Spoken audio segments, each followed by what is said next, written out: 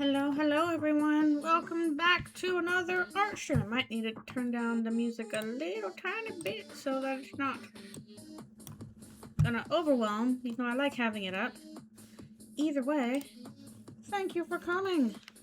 I'm trying to... Hello, thank you for being here.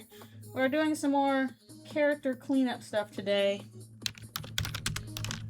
And all that goodness. I kind of waffled on either doing this or more of the shading we were doing last week. And finally decided, well, we'll switch it up and do some character cleanup instead. But either way, it's more stuff on the ending. I still haven't had a chance to even do layouts for the next regular part yet. Hello, thank you for coming. Hope you're doing well. I really need my, I have the new tablet now. I really need, the ergo stand, though. It's too flat on the ground. Not on the ground, on my desk. You know what I mean. Hello, thank you for coming. We're gonna have to switch between, layers a whole lot. It's gonna be a pain in the butt. Hello, thank you for coming! That's special lines. This is clean lines. So this is gonna be tricky, but we're gonna, because especially for Ralph's sake, because he's got like weird lines all over the place. Hatless Rally! He's like, I don't want to have a hat on. Oh no! I'm sorry about your car breaking down. I hope it gets fixed soon. That's a pain in the butt. And also, it's raining. No! It's like all them sad parts in the movies where everything's gone wrong at once. When it rains, it pours on your broken car. But thank you. I hope I can entertain you in the meanwhile with Hatless Rally. Good morning. Thank you for coming. Appreciate you being here. The trans femme? No. I think I answered this in a, an ask a little while ago, but I don't, like, the ending's already written. I don't have the space for trans femme Ralse in this universe, so nope. Sorry. We got space for it in canon, but it doesn't quite work in Eldritchrune, although I guess it could take whatever form they wanted. Yay, BG noise! I know! Don't say it like that, no! It was just because, again, I already had the story planned out for, like, a long while. And we get new information in canon, and things change. This is another reason why I really want this done, before we get Chapter 6. Because I don't want to have to be adjusting over and over again with whatever we get in Chapter 6. I'm already like, okay, what can I even put in from, you know, Chapter 5 in this? But I don't know if we'll have time for any of that. Because again, I'm ready for the stuff to be done. I still gotta do at least 3 more parts.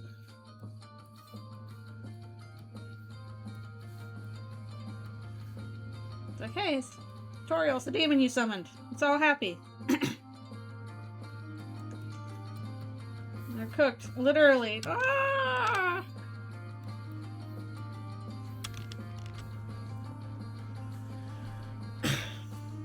Oh, it does increase it for Ralse and Susie. Interesting. I'm never gonna pick up, oh, thank you for the watch stream. Thank you. I'm never gonna pick up the knife for Aqua because I don't ever attack. So I don't really have a use for it. Which sucks because extra crit's nice, but I don't need it.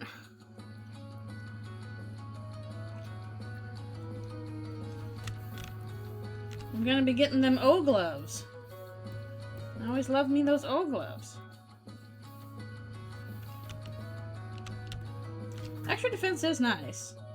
That is nice. I'm always about that. I guess which of the items has like the best defense? I know that like O gloves is like the highest defense. It's really good defense. But I'm not sure what all the other ones have in terms of that. I know. I gotta do some of the new characters for that. I've already gotten like a bunch of asks for that. And they're just kind of sitting there in my inbox for whenever I get the time to, you know, worry about them. I've got this other project I'm working on for other Undertale Deltarune things that I promised I would finish by the end of August, so I'm trying to get that done first.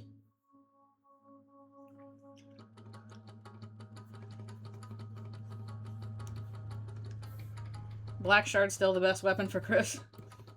I haven't really taken off Black Shard yet, even though I don't, like, you know, need it for a lot of stuff. Can I keep her? She's gonna make a mess. She'll give the highest defense stat for a weapon. Okay. I think the ones I ended up choosing for my first playthrough were the O-Gloves, the Green Apron, and the Yellow Hat. I don't know if... maybe I'll ask friends whenever we do our playthrough together. I'm like, hey, which items do you want? Because maybe we'll do something different on a different file. I think everybody's always going to choose green, though, because like, I think that's just a really good apron.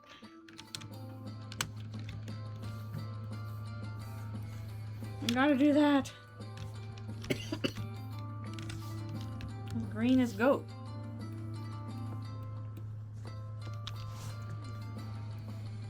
Oh wait, nope. See, I was already doing it. We're gonna have to go all over the dang place with the lines here. Green is goat. We love you, green.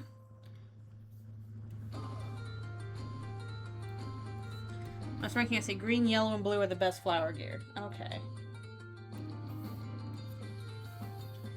Again, I do like orange.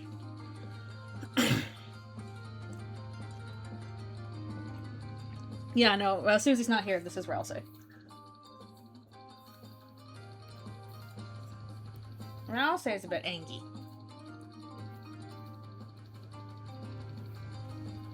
Chris already left.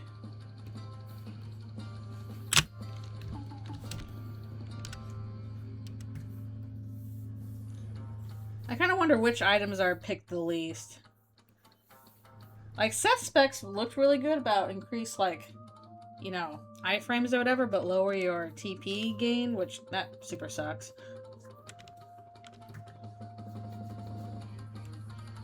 Probably Aqua and Orange. Get behind me, Orange! On the one hand, Aqua, I'm sorry, your weapon is cool, but again, I don't really attack things much.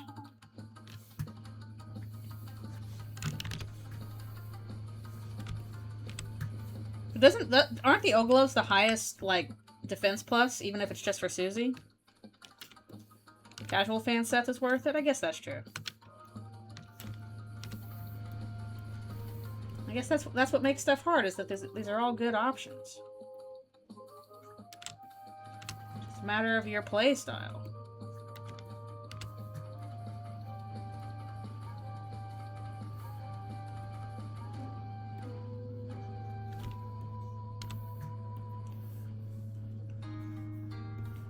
Obviously, you'll need my tactics. Obviously. Yeah, I think green is a must-have for everybody, because again, high defense heals you constantly. Like, can't go wrong with that. Can't go wrong.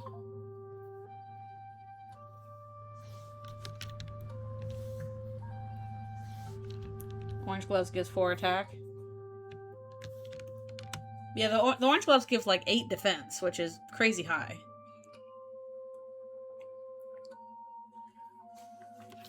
At least until we get something better. Which we might yet, but who knows.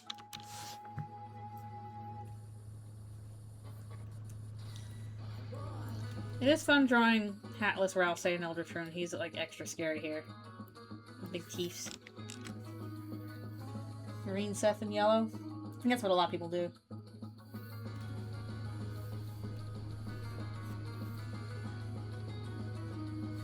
The secret perks. Thank you for the watch streak. That's a really good watch streak. Thank you. That's a lot of stuff. Always glad to have you all sticking around. I try and pay close attention to whatever the heck layer I'm on your violence run. If you're doing a violence run, then Aqua's thing is pretty dang good. And probably Blues is also good for that. Still not better than the Black Shard.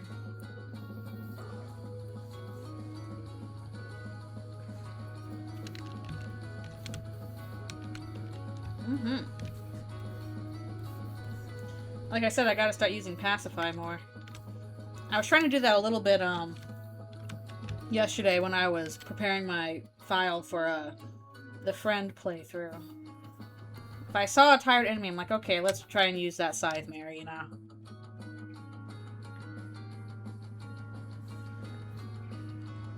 I mean, I'm sure those players exist.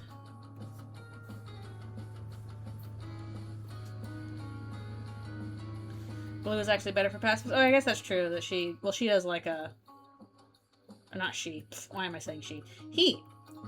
The shoes. They do like zero TP cost for Pacify.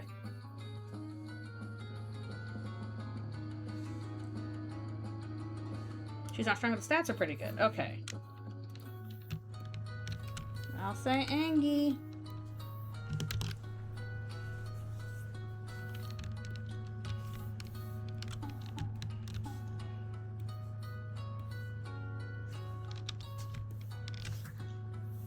Yeah, I'm still doing more sparing than pacifying, but I'm trying to look for openings where I'm like, okay, can I pacify? I love seeing Ralse angry in the game. It was awesome. It was funny and also justified, and I'm excited to see where else it goes.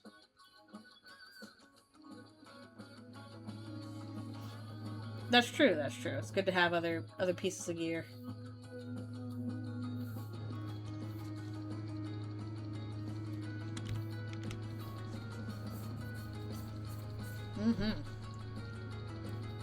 It could burn you down. I want to see you burn things down, Ralse. Do it. It'll be neat.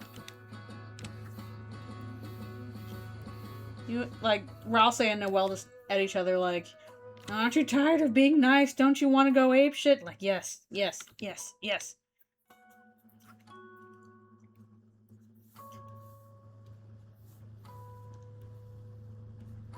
They should be allowed to do it. Oh boy. I wish I had my ergo stand. This is making me hunch. I don't like to hunch.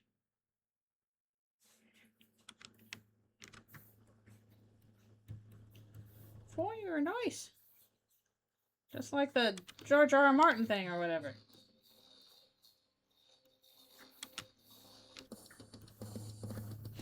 I don't know. I haven't read Game of Thrones, so...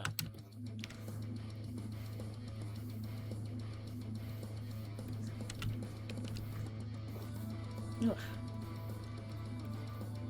Yeah, I have new tablet now, but they didn't have the ergo stand ready, so I'm hoping it'll come in this week. So now my tablet's kind of almost flat on the desk. And man, if I don't get my thing before we do the playthrough with friends, this is going to be really tricky to figure out.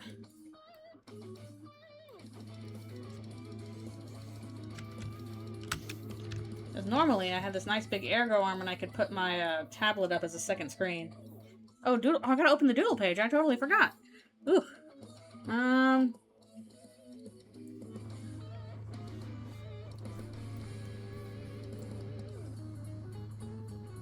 Okay. Well, let me pull up the Doodle page. Quick Doodles! Doodle page! There it is. Okay, let's see. Let's see.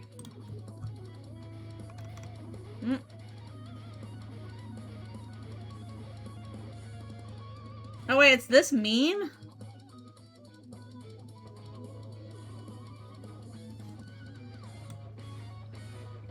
Okay, that specific meme? This is gonna be extremely weird.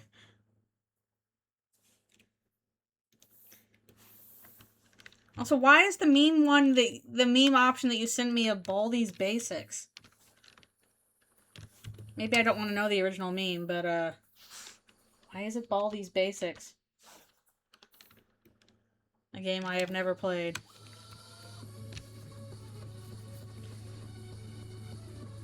Okay, here we go. Also gonna be very awkward with Susie's face not conforming to this meme at all.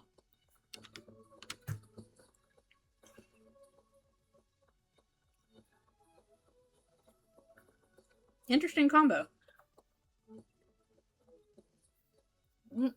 Move some stuff over.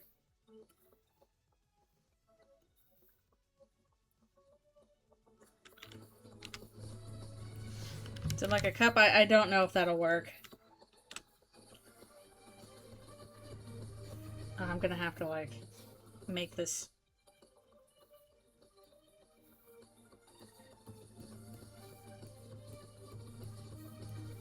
Looks like she's looks like she's gonna barf. It's not at all what it is.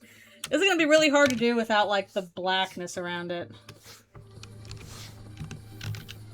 Because part of what makes that meme work is the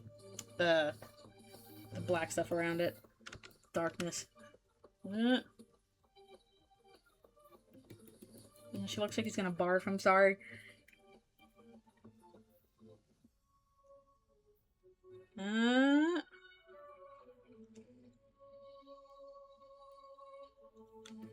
Okay, I need to check out this reference a little closer.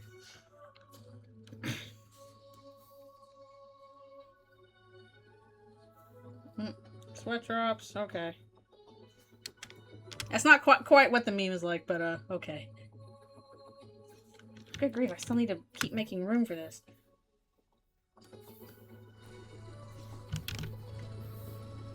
Probably have to make this smaller by the time we're done.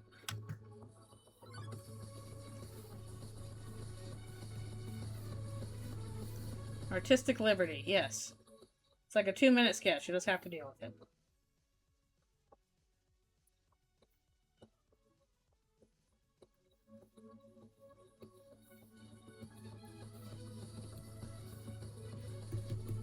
I made her face too long, whatever.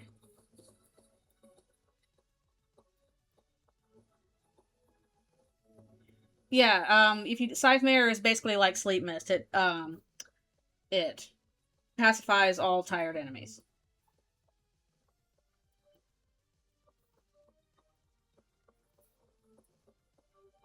Okay, face is perfect, good. I'm glad you're liking it. Might have to make her hair a little bit dark so we know it's black.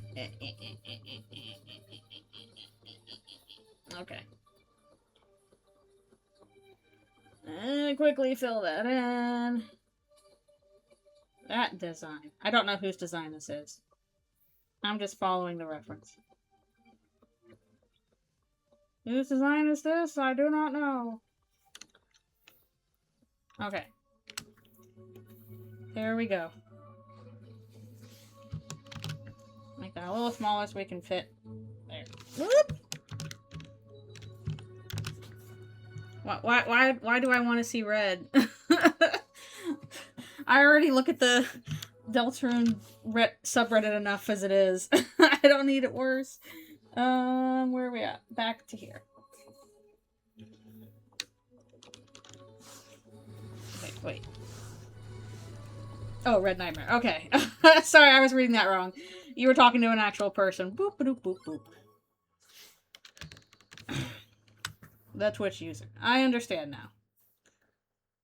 I understand. I did not before, but I do now.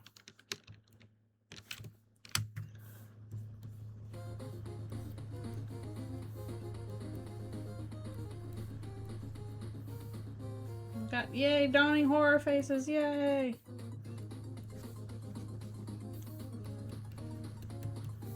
You were being summoned. Unintentionally. And yet it still persisted.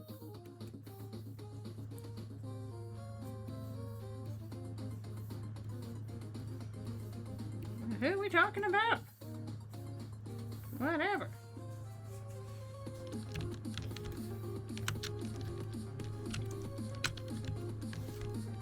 Okay.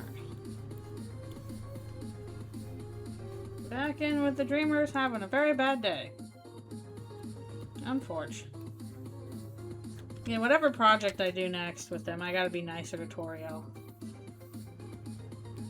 Because I like her. She's cool.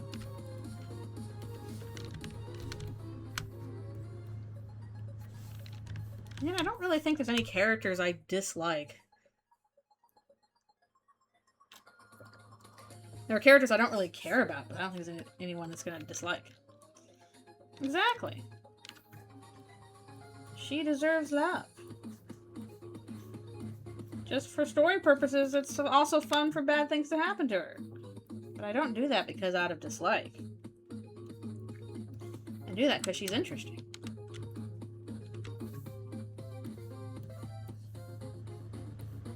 Yeah, I think I put the yellow hat on Ralse when I got it.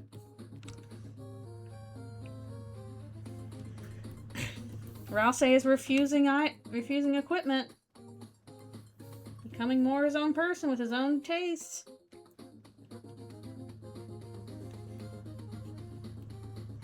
Yeah, I can see that. Bratty in this universe is pretty awful. The point where, you know, Blue Ear is pretty much like, she's not my friend anymore. Which, you know, valid after that, you know, nightmare scenario.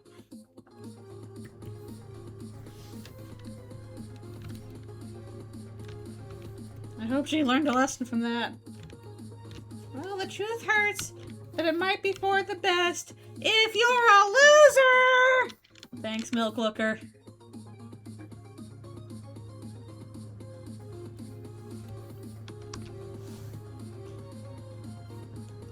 Yeah.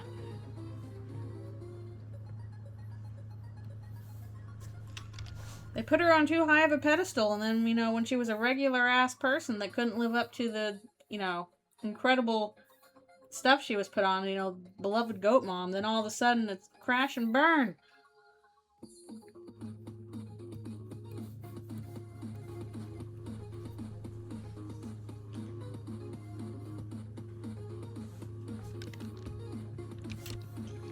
Yeah, I guess that's understandable.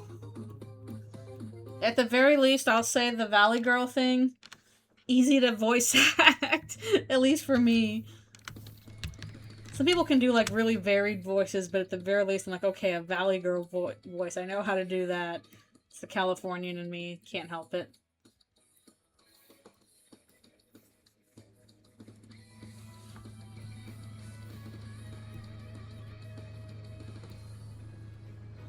I think more people need to give Sans a Boston accent. It's kind of clear he's got one.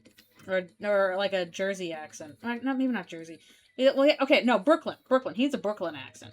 That's what he needs. Forget about it. It sounds like a Ninja Turtle or something. Wait, that's not right.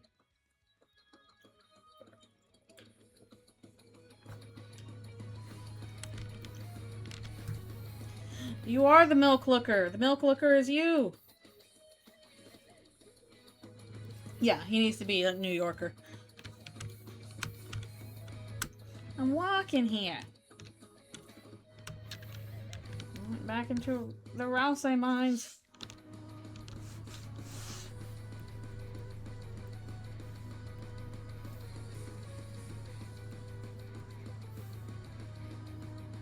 Rouse has many words for them. I mean, I think you're in trouble. I can't remember if you already talked to me, but I think you're in trouble. Florida and extremely funny.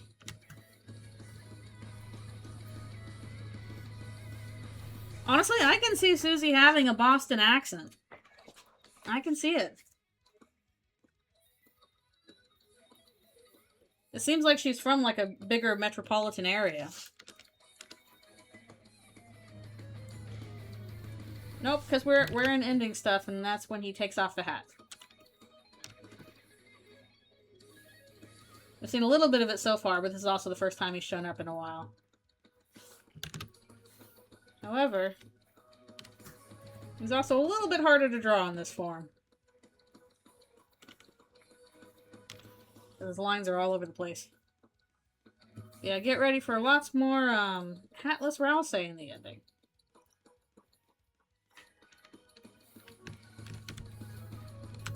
This is the demon you wanted to summon, now it's here.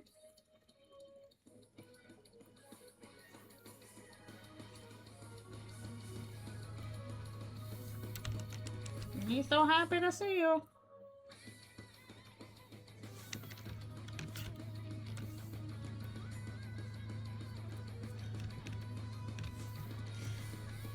Yeah, he was looking mean to that one Addison, but he didn't take the hat off.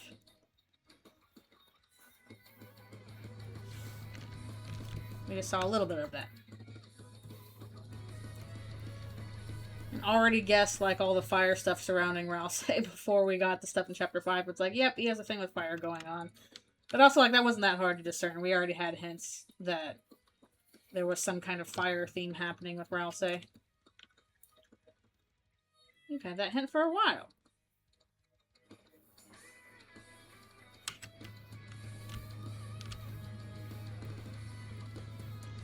Fire!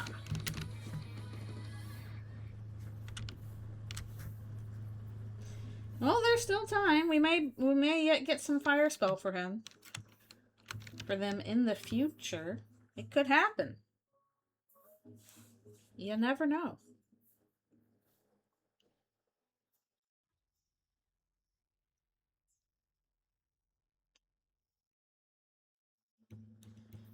I'm gonna make myself crazy just going back and forth between all these layers over and over, though.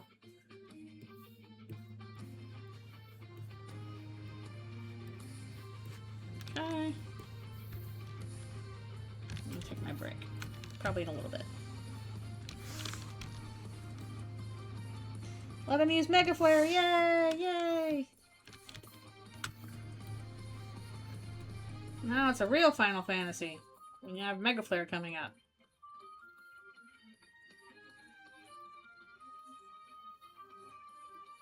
And he shocks everybody by pulling a Donald Duck and going, Zeta Flare! And the world explodes.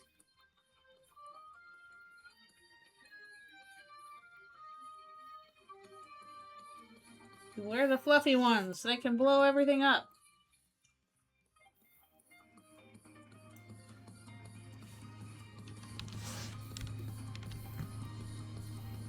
Just make a flare, just to be safe.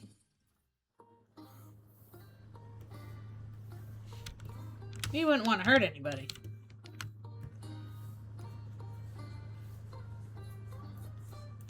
Yeah, Coco's good. I like Coco. Been a while since I've seen it.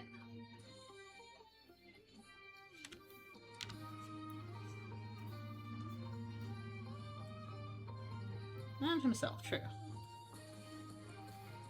After we finish this panel, we will take a stretch break, I think.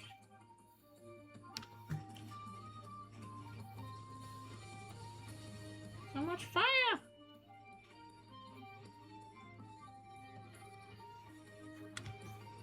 Perhaps they only showed off one Disney World, unless whatever Mickey was doing in that trailer was another Disney World I was not familiar with.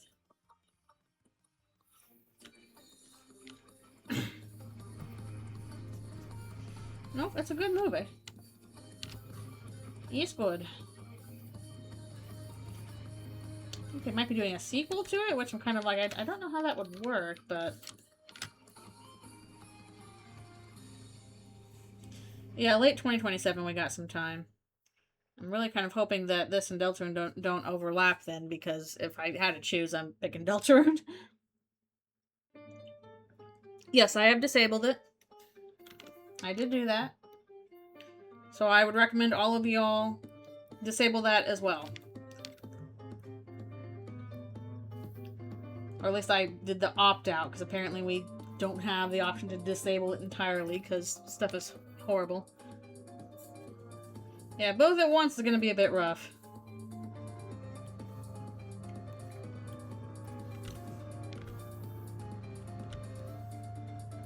I I know, so many games to play, so little time. I'm trying to decide what I'll do after Chrono Trigger, and I'm kind of thinking it might be Mist. So I did want to try Mist. Alright, I need to take a stretch break. It's stretch break time. Yeah, no shit, but your future is stupid. I know. They and every other tech company. Oh, I wonder if maybe there's a reason why nobody wants this. Yeah, it's being forced on you anyway. Good grief, it's like making everybody take Ubers. It's like, you have to now, you have to. I know taxis are available, but you have to do it. Like, come on, dude. It's not gonna work. It's gonna make people more mad at you. Yeah, like, if Deltarune and Kingdom Hearts come out at the same time, then my focus is on Deltarune, sorry. I'm not gonna probably finish Kingdom Hearts 4 all at once. I'll play it on stream. And, that means I'll do it, like, a week at a time. Yeah, I am glad that it, yeah. Square RPG with time travel. Yeah, I do appreciate the fact that, it's gonna be on Steam, because I have no intention of getting a new PlayStation now that they're like, well, we're not gonna sell physical games anymore. Just rent your stuff from us forever. And I'm like, no, if I want to just buy a digital copy, that's what my computer is for. I don't need to buy a second computer to play games. The purpose of that would be to have an actual disc.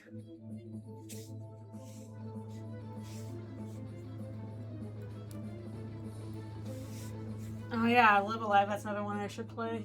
I've got so many, like, inspirations I should tackle, too. Like, I think I really need to watch Twin Peaks at some point. It keeps coming up in discussion, and I'm like, oh man, I should watch Twin Peaks. Just gotta find a good place to do so.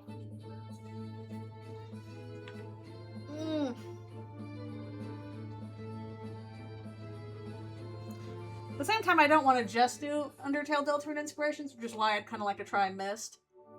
That's one I've kind of wanted to poke at for a while, even if I'm not good at it, so good to expand a little bit. I'm probably never going to go into, like, the shooter genre or anything like that, but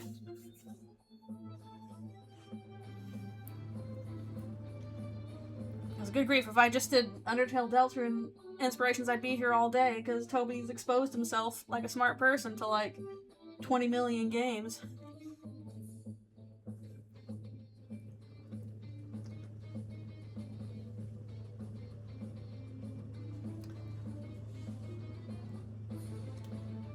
Less CT inspo?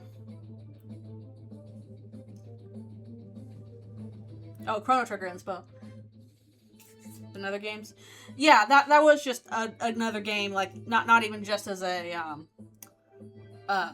Deltarune reference, but just because I had heard people were like, oh, Chrono Trigger is really good, you should play Chrono Trigger. So I'm like, okay, I'll give that a try, because I've heard it just, like, that it is a classic that you should play. So that probably informed me a bit about it a bit more than just it being an inspiration.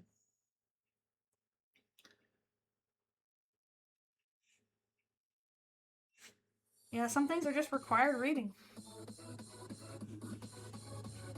I mean, I've been playing Chrono Trigger off Steam, although admittedly it has problems where the cutscenes aren't playing and it crashes frequently, which sucks.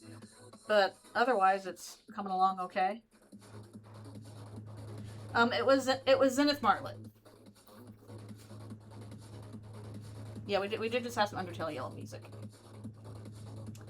That was Zenith Martlet, yes. Alright, I will be right back for one more stretch and stuff.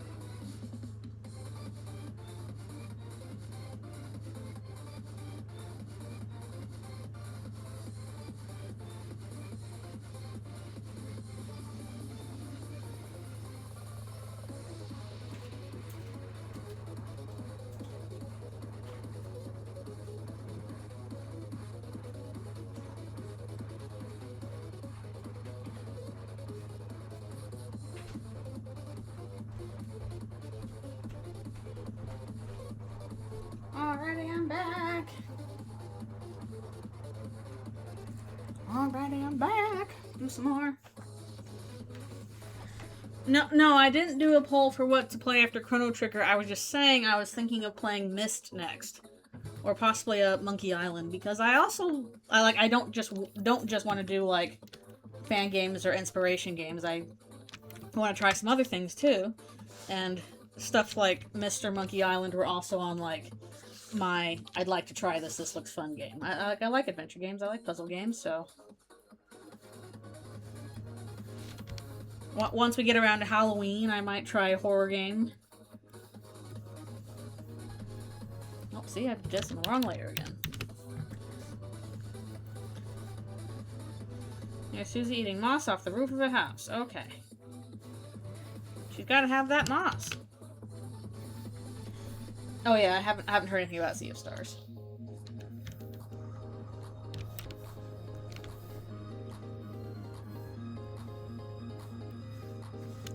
Who left all this moss on their house, though? I'm sure it is.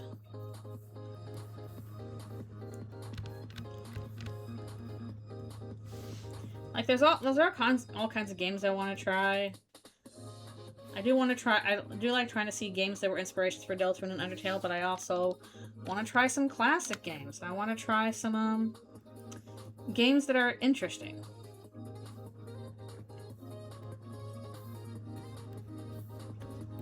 Things that are a little bit different. Honestly, probably the hardest stuff for me to try is going to be like classic Nintendo games, because those are a little bit less available on Steam.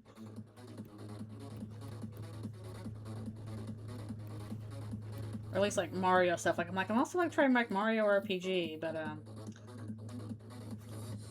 not sure the easiest way to do that.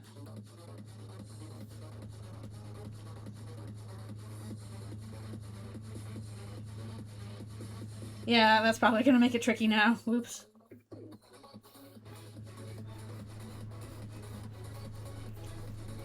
Now I got a character named Yellow.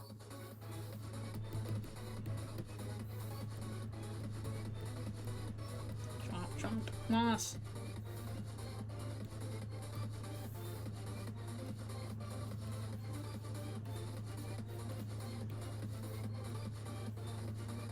It's like, no, we're just trying to get Kanako in on this. It's not about the cowboy. I mean, it could be, but...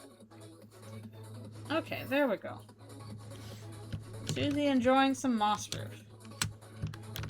Jess appreciates this too. Also, I gotta put this over on the side thing. Back we go. Nom nom de moss. Exactly. I thought we'd get a moss darkener in Chapter 5, but we did not. Alas.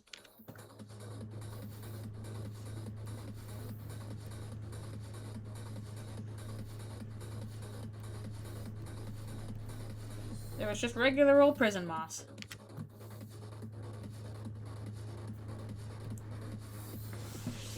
I have played the first 3 Ace Attorney games. I played the first 3 basically. I really liked the third one. The Bridge to the Turnabout is probably one of the best cases. I love Godot as a prosecutor. I haven't really delved into any of the other games, like anything with Apollo Justice, or there was like some back in time shenanigans, anything with Trucy, anything like that. So I've played the first 3 Ace Attorney games, like way back in the day on like the DS, basically. Clean your house roofs or else something might eat the moss.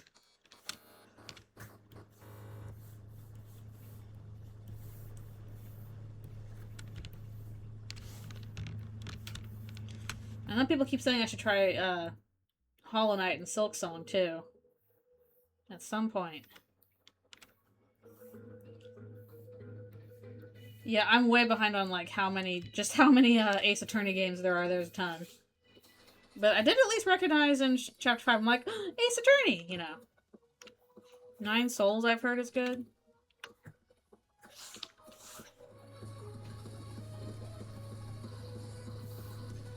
I mean, Shu Takumi's magnum opus is Ghost Trick. We all know this. You can't beat Missile. Best puppy. Hello. Thank you for coming. Yeah, I've never played any Yakuza. Modern Game Trilogy, the Edgeworth duology, the 19th Century Great Ace Attorney duology. There's also Apollo Justice, right? And yeah, there was a Professor Layton crossover.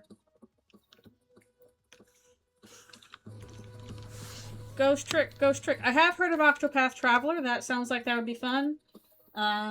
Just haven't looked deeply into it. I have not played any Danganronpa. I hear mixed things about Danganronpa. May or may not be the kind of thing I like. I'm not entirely sure, but it's interesting at least.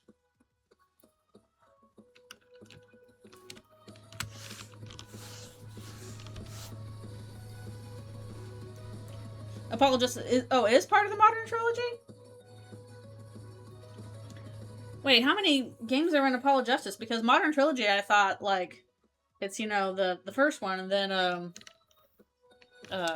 good grief, I can't remember what the second game is called, and the third game is, like, Trials and Tribulations and stuff like that.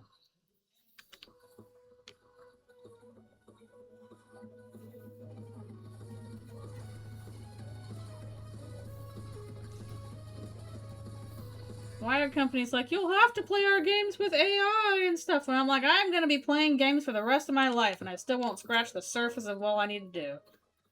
I am not worried. If you stop making games tomorrow, I would never be bored again. Character alongside Phoenix. Okay. I see. Okay, I was confused. Yeah, I know there's one that takes place in the past. Ugh. There's so much Ace Attorney. I can't keep up with it.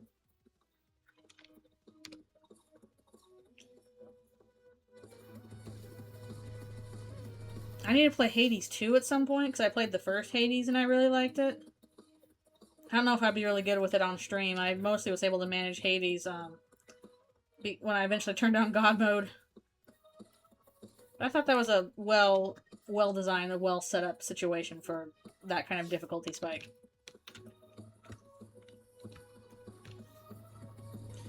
Yeah, Hades was really good. Good stuff. So I do need to try Hades 2 at some point. I mean, everything I see of Danganronpa is just that it's weird. And it's kind of thinking like, okay, that might be my kind of weird, or it might be, like, not my kind of weird. I'm not sure.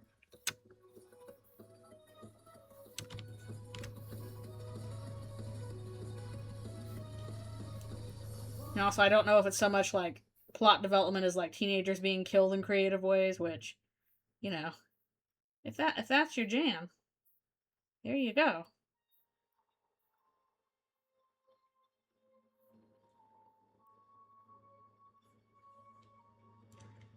If you ignore how much it's a product of its time, it happens.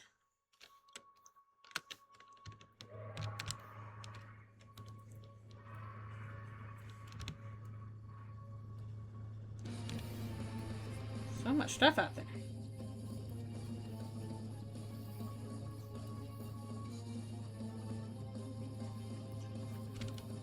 I'll never be done with stuff to try.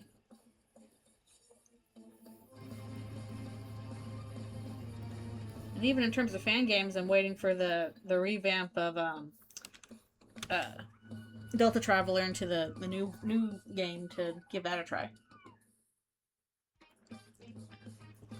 Zero Escape.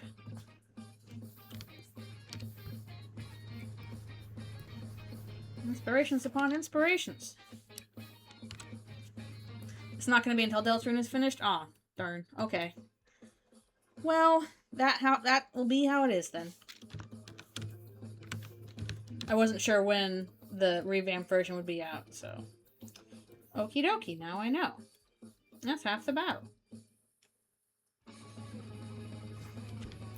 Maybe if I have time, we'll check out Classic. I did kind of want to wait for the revamp because the revamp looked fun.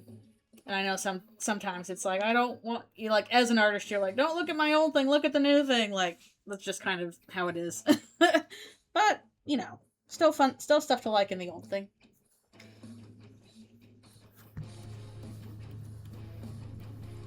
That's true.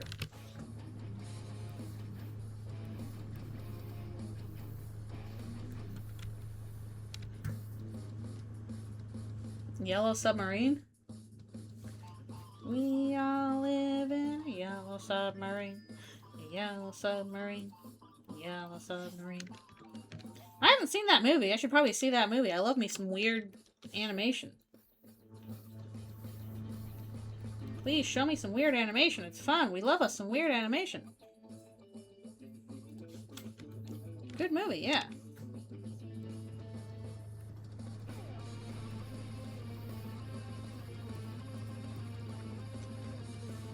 You watched that during music class? Interesting music class.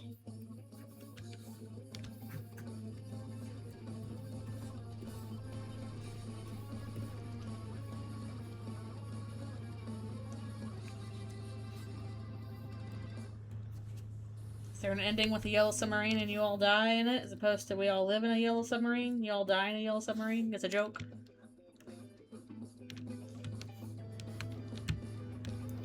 Alright, we got this page done.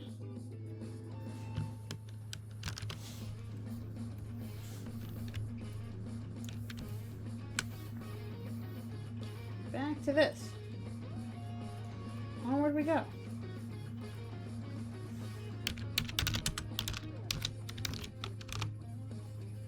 Okay. That's the joke. I see. I see.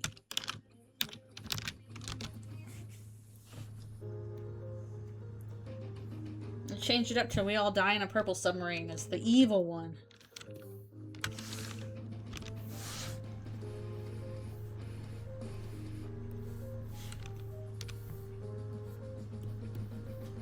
But yeah, my guess right now is after I finish Chrono Trigger, unless something else comes up where I'm like, oh, I gotta do that.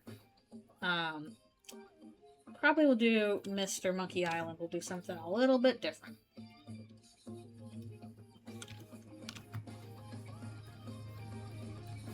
Although I hope Myst would at least be fun to watch, or as opposed to being, I'm just wandering around like, I can't solve this puzzle, I don't know what to do.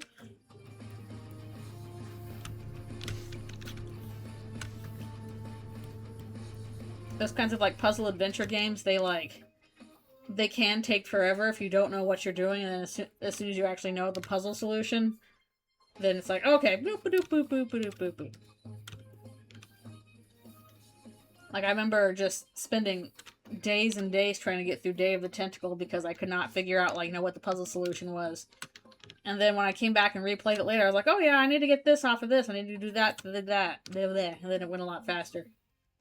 I think I only got stuck on, like, one point. I was like, wait, how did I do this last time? I have heard 999 is good.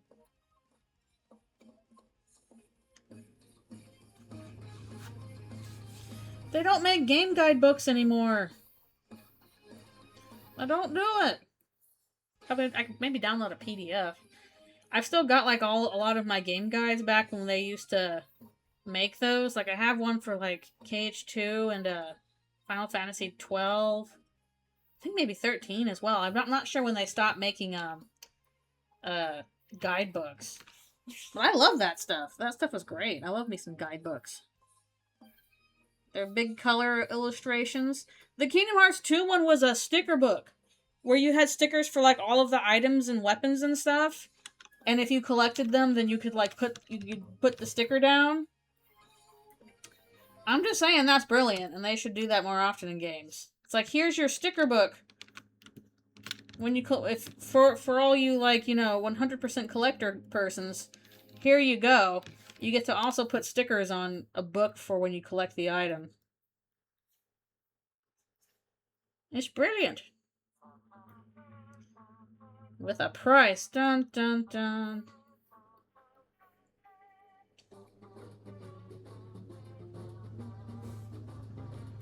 That is true. They used to give you in-game lore from the manual, and that was how you solved the thing.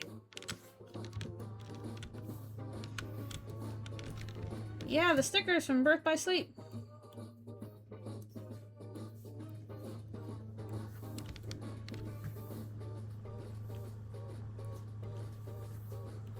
Need me more fun sticker books.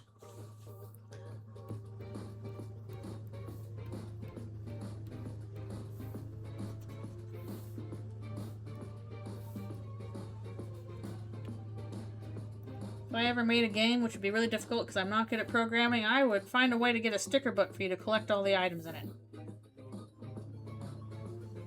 No! Boo! Boo! Ah! Die, AI! Die, die, die! I want an actual book, not some made-up slop! I'm never letting go of these guidebooks I have. Boo! Boo! I need to learn how to do that boo from, like, Princess Bride. Boo! Boo! Swine? Hot? Whatever she says. I need to rewatch, Princess Bride.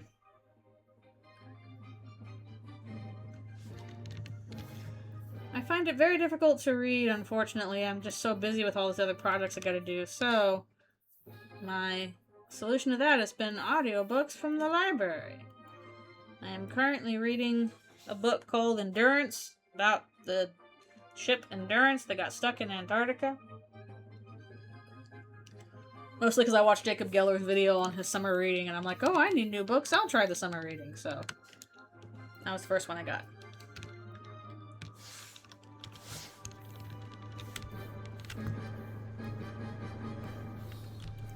Yeah, with Shackleton. It's pretty good so far. It's a fun read. Or a fun listen. I was sad about the part where they had to kill the puppies. I was like, no, the puppies, no.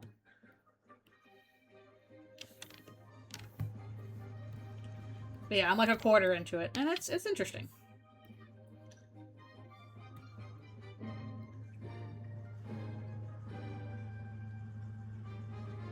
Ugh, that's so evil. Get your AI slop out of guidebooks. The time-honored tradition of cool guidebooks.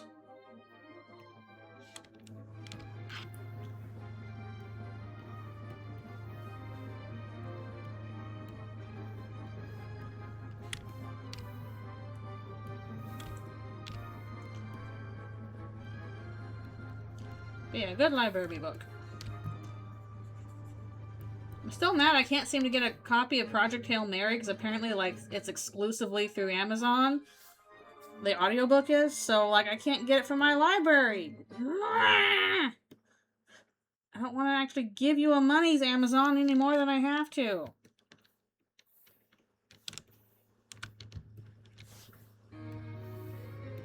I already don't like ordering from them, and I only do it when I have to, but... I just want to listen to the book without having to... Ingy.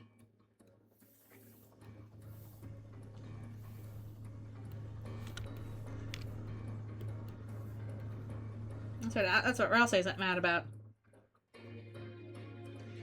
No. Huh.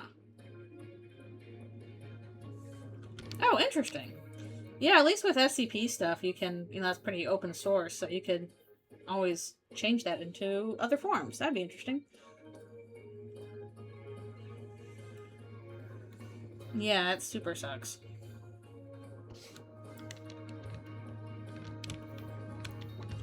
No, I found audiobooks really useful for, like, if I'm doing household chores, like the dishes or laundry or cleaning or whatever, or cleaning out the crickets. Because those are, like, a mundane activity that doesn't really require me to think about things anyway. So I can listen to books while I'm doing chores, and it makes the chores go fast. With drawing, it depends on,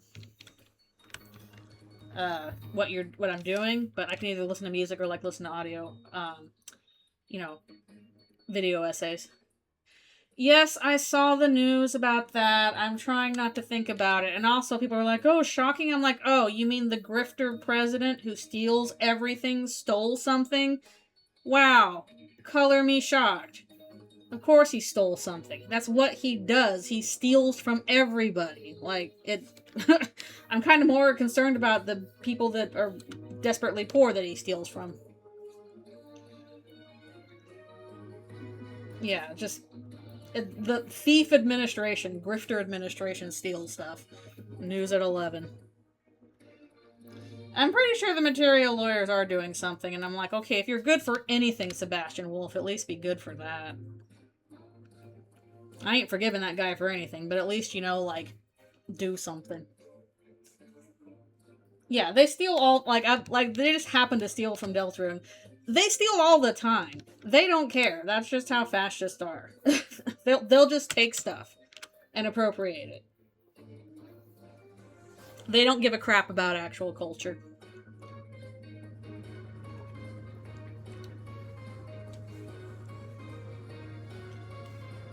Yeah, like, there's actual acts of inhumanity going on. I ain't gonna dwell on, like, them stealing music I like, because of course they do that. They do way worse.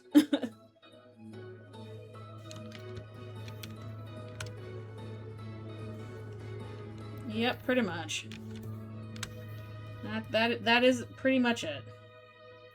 And then when they get sued for it, they'll be like, well, we'll just throw money at that like we do at everything else, and this won't be a stupid waste of the budget.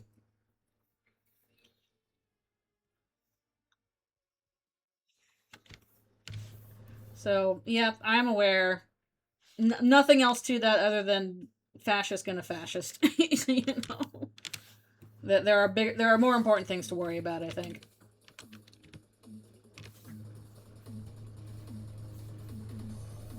It ain't gonna make me like Black Knife any less.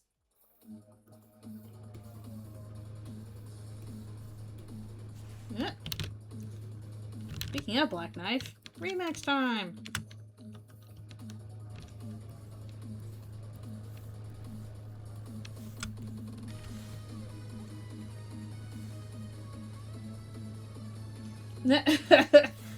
Wait, why on earth would you spread that rumor? That makes no sense.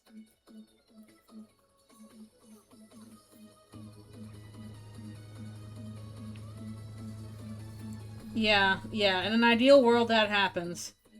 I'm not holding out for it, but you know what? That is what should happen. Some obscure French or Greek news outlet. Odd. Very strange.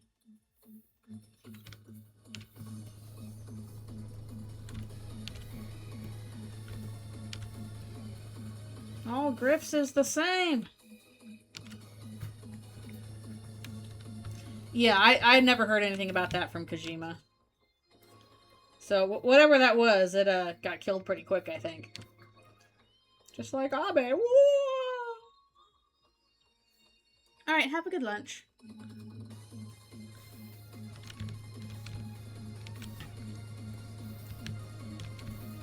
Okay, I missed it then. It did not come across my sphere.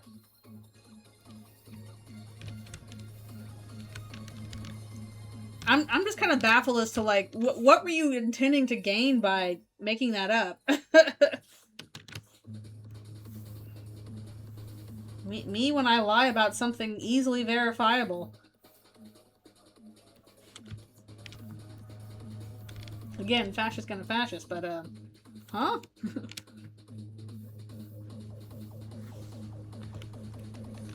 Yeah, like, obviously stuff's gonna happen in game spheres because that's relevant to the interest.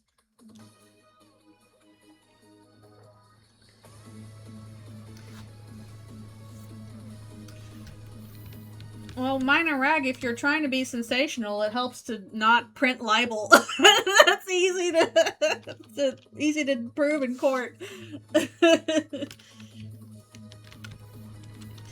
Oh well.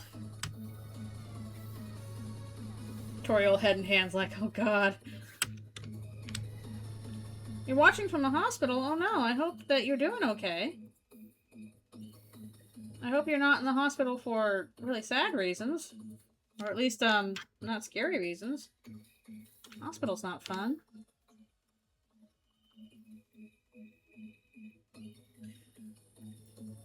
What is it about hospitals that makes them smell the way they do?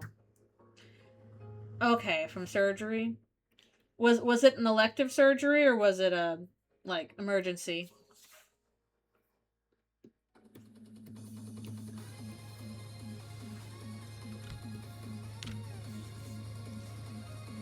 Isaac Clarke of Dead Space. How weird. Tends to be some industrial cleaning products. That makes sense. It was elective? Okay. Okay, I'm at least glad it was elective and it's not like an emergency. When I got a reduction surgery myself, they sent me home after I woke up from anesthesia. I didn't have to stay overnight in the hospital. They were like, nope, we're okay, just go home and take your meds. I felt so bad after that because, you know, had my surgery, it lasted a while, and then I got home and I was really hungry, and I'm like, can I have something to eat, please? And Mom made me, like, fresh warm bread and soup, and I was really hungry, so I ate them all, and then I threw them up. I was like, no, my bread, my soup, stupid meds.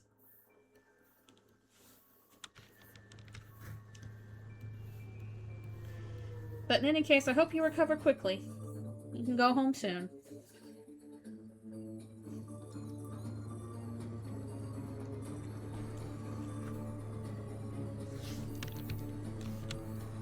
But also, I know surgery takes a while to recover from. Really, if your body's like, I was attacked! You're like, but I did that on purpose, body, come on. Everything's going well, that's good. Glad it's going well so far.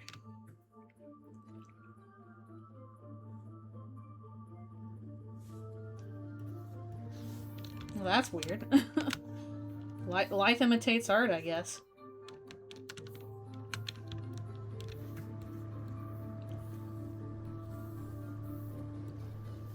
Unexpected ways.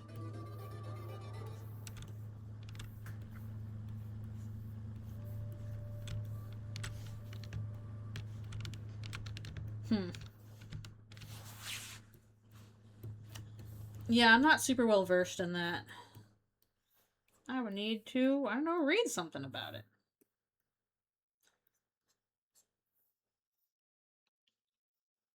The Dreamer should have been better read and whatever the heck they were trying to do with sacrificing Chris.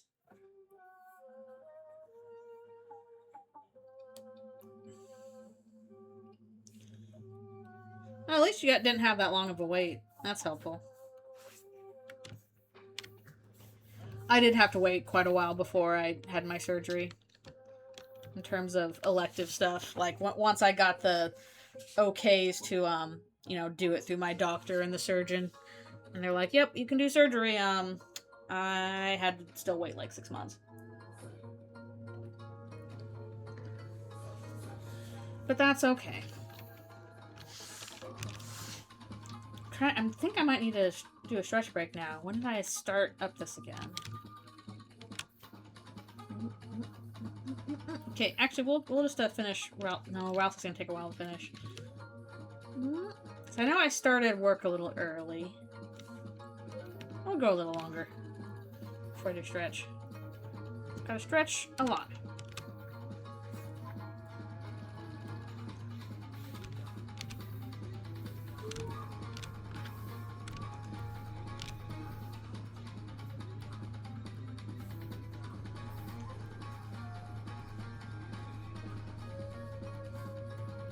Yeah, surgery, rough stuff. Honestly, my one regret with getting surgery was I'm like, I wish I had gone further. Like, I got a reduction, and I got it based on what the doctor recommended. He's like, okay, you probably shouldn't do more than this, you know, if you want to be safe and stuff. And so I said, okay. And now having done it, I'm like, I wish I had gone riskier. I wish I had taken more off.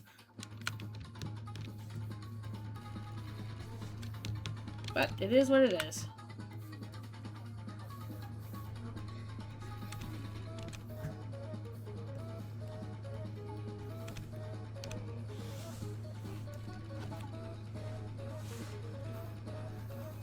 Yeah, sometimes it's really hard to, like, gauge, you know, how much risk is appropriate at the time, and I've always been pretty risk adverse.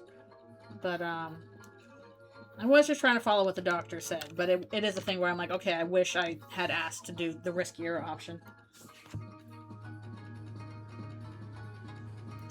Oh no, I hope that you don't need surgery for that either. Especially on something like the throat. Oof. Ugh. Ugh. Throat's important. I should probably still look at that friggin' lymph node that's bothering me as well.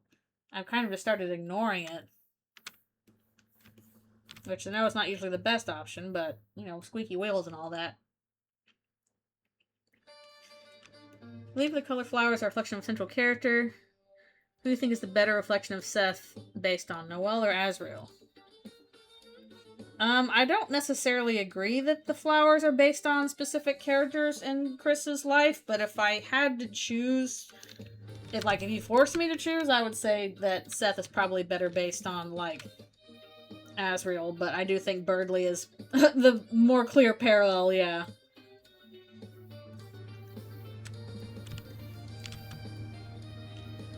Like, obnoxious know-it-all that wants everything done their own way. That's just Birdley. Is constantly going off about, like, you're doing it wrong! That's Birdley.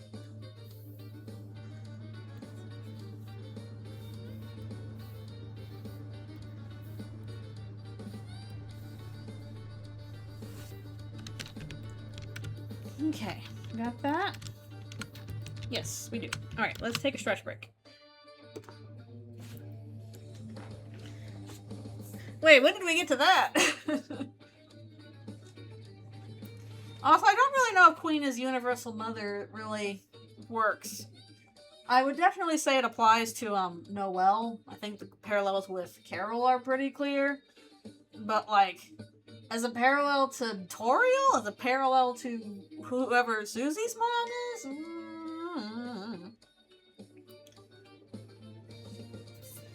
I don't know about that. It's a little bit of a stretch.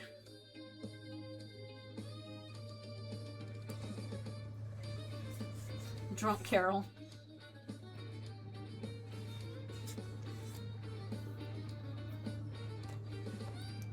Kind of do have to wonder if she does stress drink sometimes. Not really any indication of it, though, in canon. Like, if she does, she hides that pretty dang well.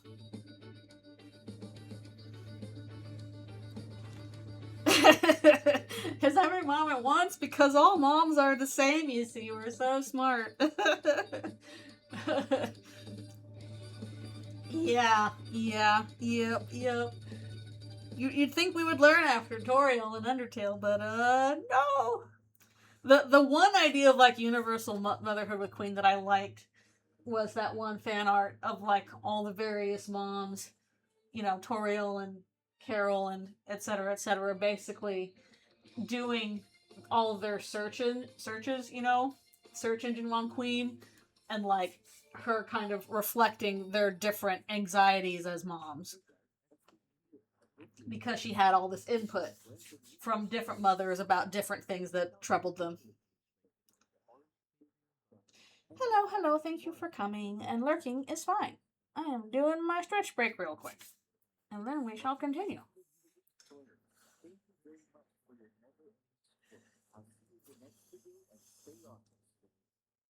I wish Queen got more love just because she is the funniest character in the game. Not now, honey. I'm dunkingthecourt.com.net. I can give birth to delirious slams. Like, she's so funny. Yeah, she's giving birth to delirious slams.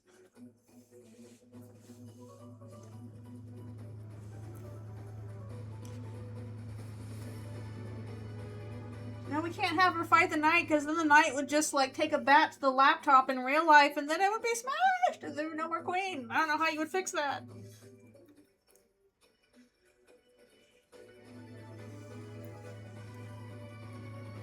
the knight just doing like one of those rage rooms where you're supposed to break a bunch of stuff, and there's like Tenna and Queen and, you know, everybody in there, and they're just taking a baseball bat to like everybody, and Susie's dying in horror.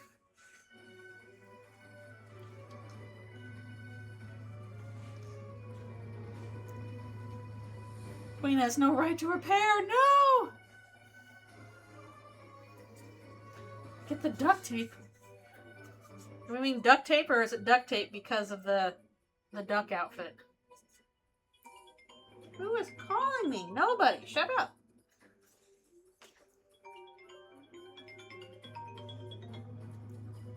That is true. The knight was just Looney Tuned into the wall like Wile E. Coyote.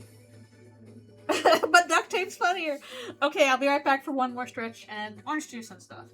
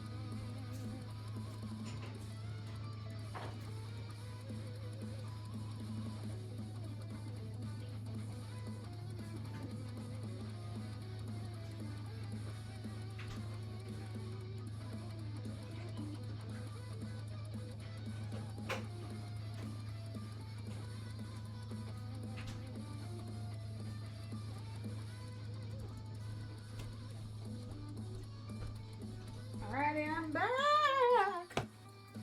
I'm back.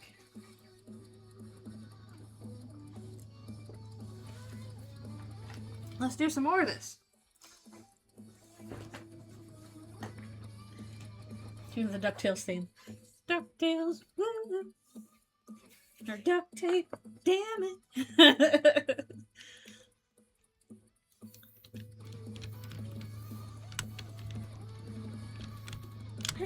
of that DuckTale reboot they did a while back. It was pretty good. Queen is like that because her mansion has carpeted floors. True.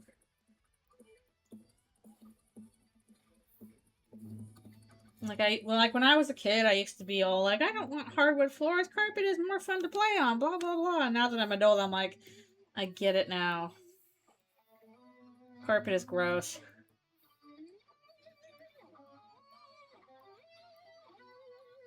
The problem is, like, if I was gonna have a change to hardwood floors, I would have to like move all of the furniture out of my apartment, including Alfie's tank, which I don't really want to do because also like, where am I gonna put her?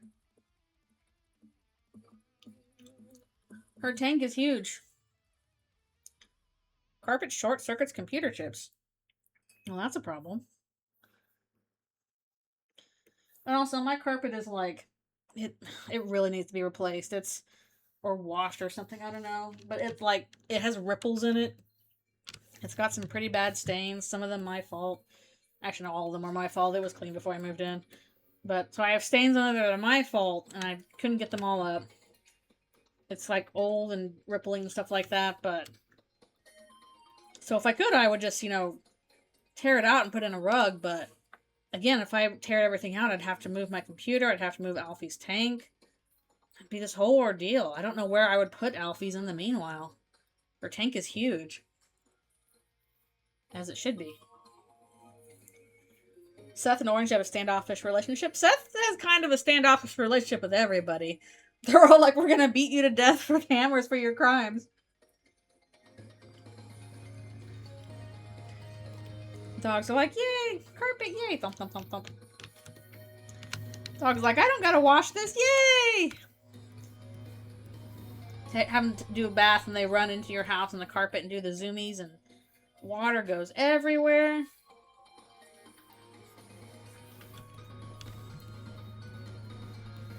So my parents have a beagle. He's a very sweet beagle. But they're going to be gone for a while, and they have somebody else who's going to watch the house. Not the dog. The dog is going to go stay with somebody else. But the family, and they'll let the beagle, do a bunch. Like, beagle sleeps on the couch and stuff like that. But the family that's looking after their house while they're gone has a Great Dane. Like, something significantly bigger than a beagle. Has a Great Dane, and like, while my parents like dogs and all that, like, the Great Dane immediately just like drool, giant piles of drool on everything you just cleaned. There's some dogs just like drool a lot, just like they're just kind of made that way. They're made to drool, and they're kind of like, oh, we love dogs, but this dog is gonna get everything all over the stuff we have. Oh, that's a Great Dane for you. I had a friend who had a basset hound once. Very sweet old dog, but that dog, would put his head on your knee, and then your knee just gets like soaked in drool because those giant jowls on those dogs, they just fill up with drool. Aqua seems to be yeah, Aqua and Seth get along, although Seth is, about Aqua a bunch. I do like the two of them. They're cute. But not result in short-circuiting if your computer's components fries from carpeted floors. Uh-oh.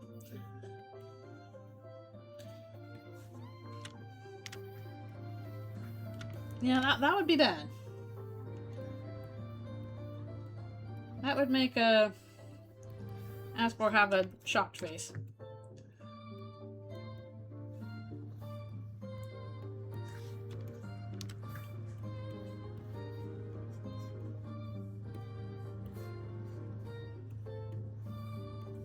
I don't know enough about computer hardware to know all that, but at the very least, my computer is not on the carpet. It is on my table.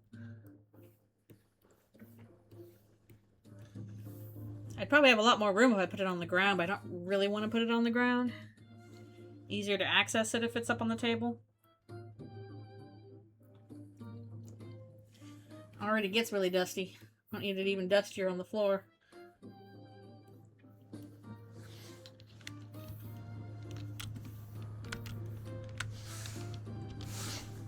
I like drawing Rouse with like scary curly hands. It's fun.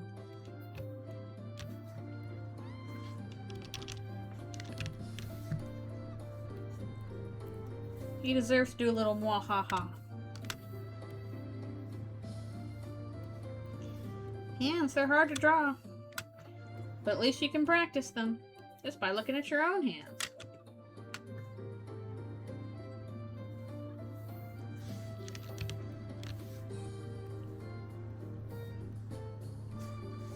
And the PC case is efficient. Huh. I did not know those existed. Interesting.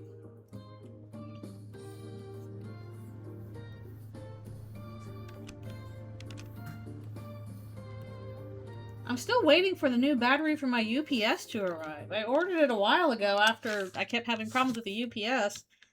It hasn't come yet. Where is it? Where did it go? See, that's fair too. Use 3D hand models on Clip Studio. That's a reference. That's fine to use. I really gotta practice stuff with Blender more. Probably would be useful if I could, like, you know, get a little model that I could just pose in Blender however I like and, you know, change the lighting on it so I can see what the lighting is like. That would be neat. I'm sure those probably exist somewhere too. There's probably like multiple models you can get of just like, hey, here's a humanoid character. Pose it however you like. Change the lighting on it, and there you go. Now you have reference. Change the camera on it.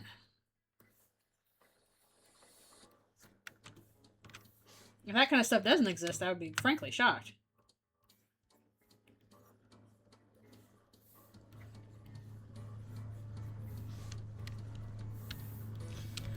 Still important to do like life drawing though, because there are certain things that you know capture in real life, a sense of depth that you can't really get from a picture. Certain things your eye picks up on. Quiet Tomatoes marigold design. Okay, let's see. A dead name for flowery? I don't know. Checking your browser integrity. No. Okay.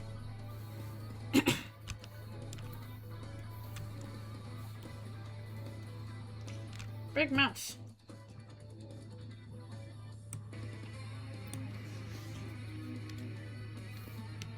Flowery's like, I figured out how to transition rally. You can do it too if you try. Oh, alternative to Twitter? Okay. I'm sorry, I'm never going back to Twitter.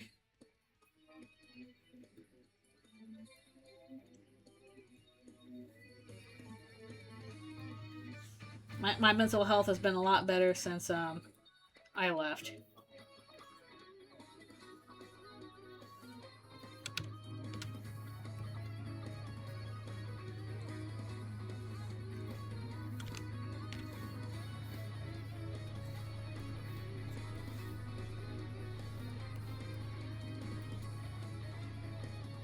Yep.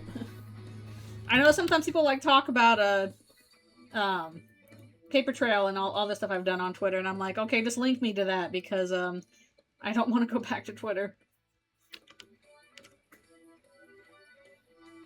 I'm way more active on Tumblr and Blue Sky. Trying to talk on Blue Sky more frequently. But I definitely talk the most about Eldritchrune on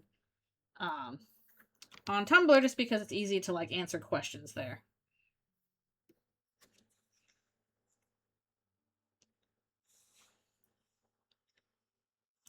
I am a Tumblr at heart person. I am indeedy.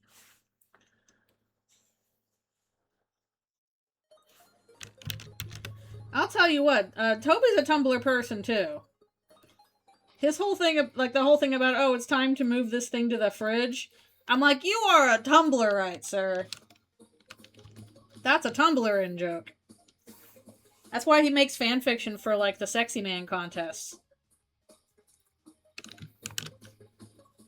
If he wasn't so popular, he probably would be shitposting on Tumblr more often than anything else. Marigold the giant rat. She's cute. There she is. Oh, thank you. I know, my crops are being chewed. They're being chewed by the pillars.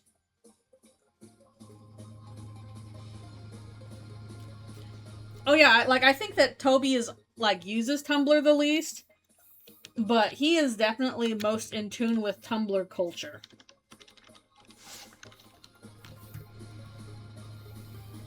I think he is more attuned to Tumblr culture than he is, like, Twitter culture. That's what I mean.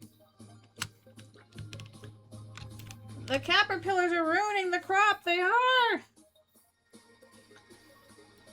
Stop that, caterpillars. You know that children's book, The Very Hungry Caterpillar? Literally true. In real life. That is how it is. That's just what they do. They'll like, here, isn't gonna see a giant leaf. Is anybody gonna eat all of this? No. Nom, nom, nom, nom, nom.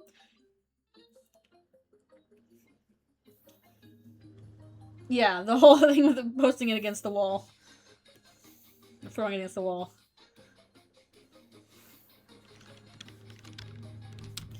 Yeah, I read that too when I was a little kid too.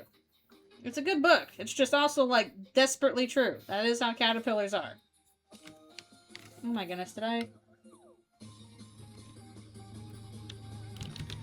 do this wrong? Now what did I do? Ah, sheesh. Okay, hold on. I can fix this.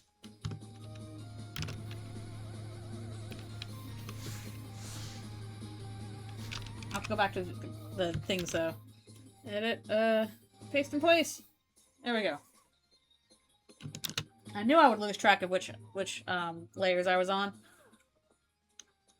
And grow your own crops, caterpillar. It's not that hard.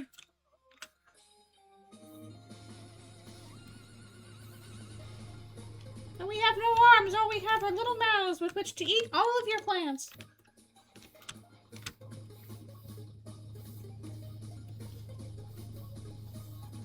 At least the other ones are slowly growing. I'm not sure if I need to, like, cull them a little bit because, like, all of the seeds are sprouting for, like, the mustards, and I'm like, they're looking a little crowded.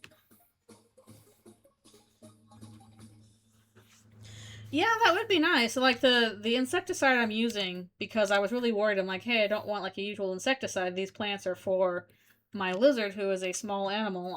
I'm worried that, you know, a pesticide will affect her in a way it wouldn't a human.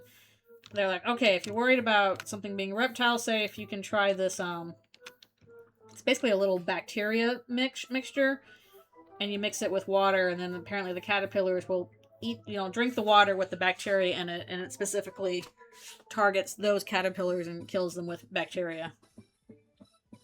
It's hard to tell if it's working, but I'm trying.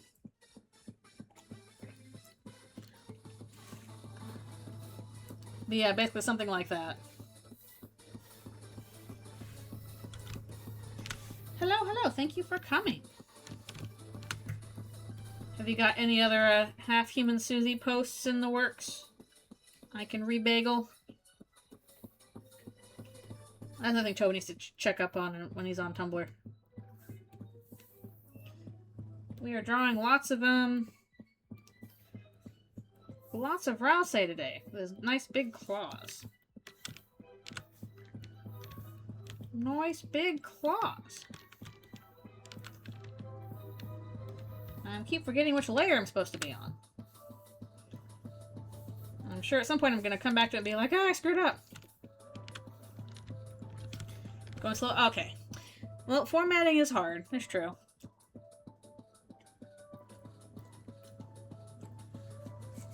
I love the Demon Prince, too.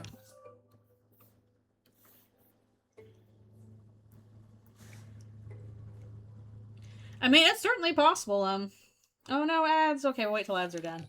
Talk about that. It's not liar pest would be masochistic, prefer the unpalatable ones. It's possible. You just can't predict for that kind of thing. And then if that happens, you're like, alright, we gotta adjust then. That's just how evolution is, baby. I'd still rather use, like, evolution's tools against that kind of stuff than, like, the kill everything chemical, you know?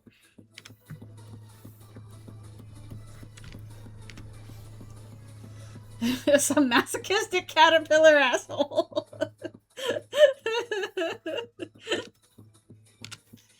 Man, this bacteria sucks. More of this, please. Like, no! Stop that.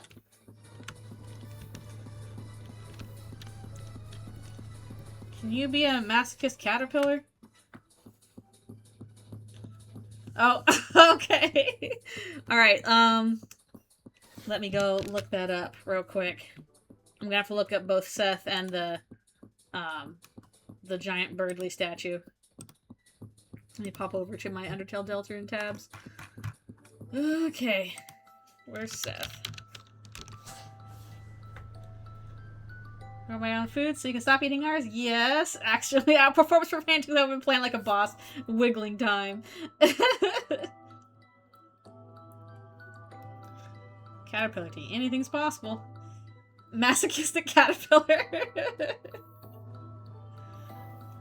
Well, welcome back to Lynx's streams. They make perfect sense. All the time.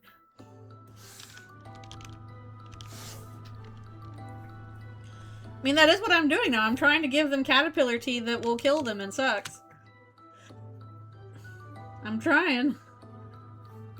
So I don't want to kill, like, all insects, and I don't want to hurt alphies.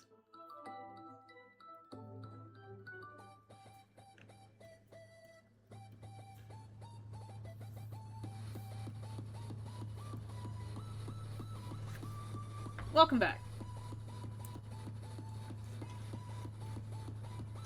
Oh yeah, that's fun stuff.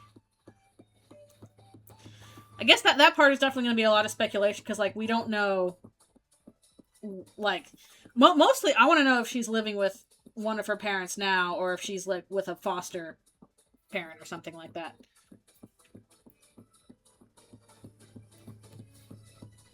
Hello, hello, thank you for coming.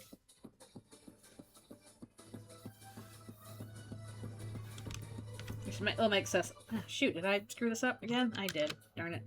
Alright, open that again, please. Stream doodle page. Come back. Well, we know she had parents at some point. It's just a matter of, like, okay, are they still here now? What happened with that?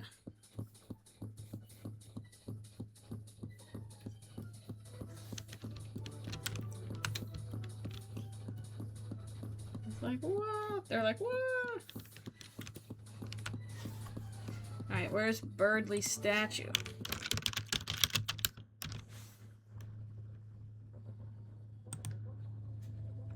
We have a picture of that somewhere. Where's the Birdly statue? Please, Undertale or Deltarune Wiki. Yeah, that's what I agree with. I think that she did have parents. She's currently living with her dad, who is the monster parent. I don't think the human parent's in hometown right now. But yeah, I agree with that assessment. Where on earth is the Birdly statue? Fine, I'll have to use a heckin' search engine. Not in the picture. Sir, not appearing in this film.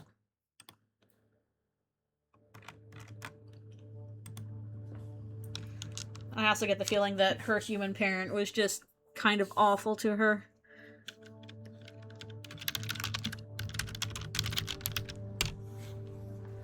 Alright, there's the Birdly statue. Oh, Harson says size. Okay.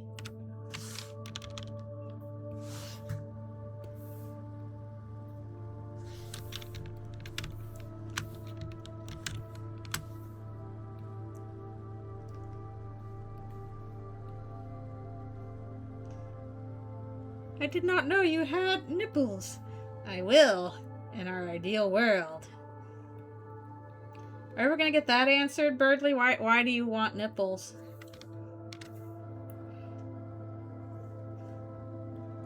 Gosh, I love how the muscles on this thing are just intensely wrong.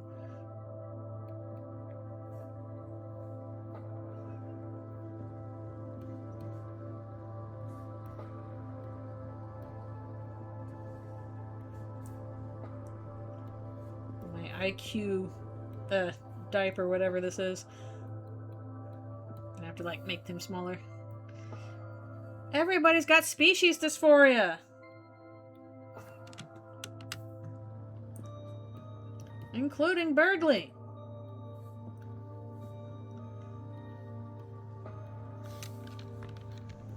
IQ undies. And the Crocs. Like specifically he's wearing Crocs. Become bird, Chris.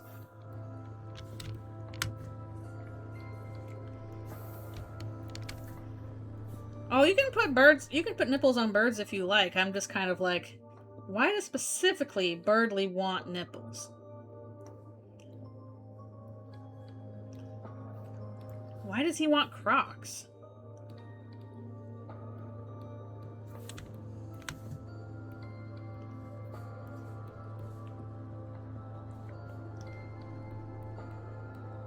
I'm not gonna have Queen hanging off him because that's a bit too much, but he can have the Crocs at least.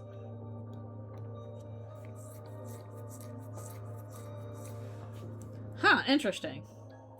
I am curious to see that then, because yeah, my read was that that her human parent was kind of awful to her, just because I'm still of the thought that Susie was not intentionally, like, she wasn't supposed to be half human. Like the mom cheated on you know, her husband, and that there's some resentment there, but there could be other interpretations. I'm curious about them. I wonder if maybe we should move this over somewhere else. I'm trying to figure out a good place to put this.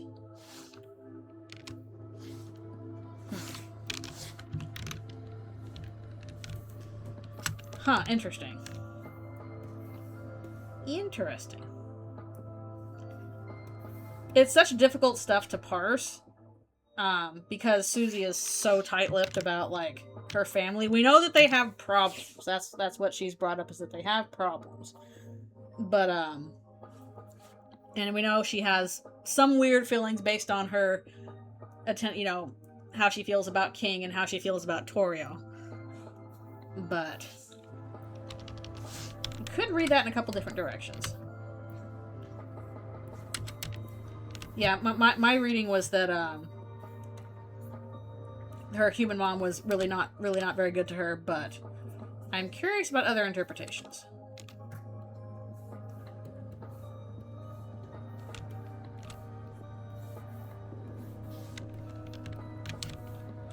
Just the whole one day your mom will get rid of you and she'll finally be happy kind of thing.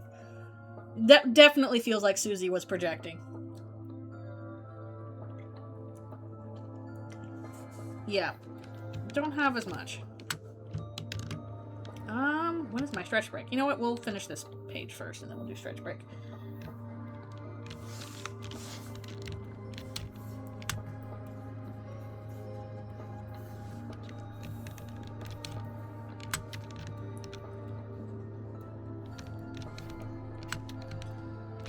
It's going up in flames!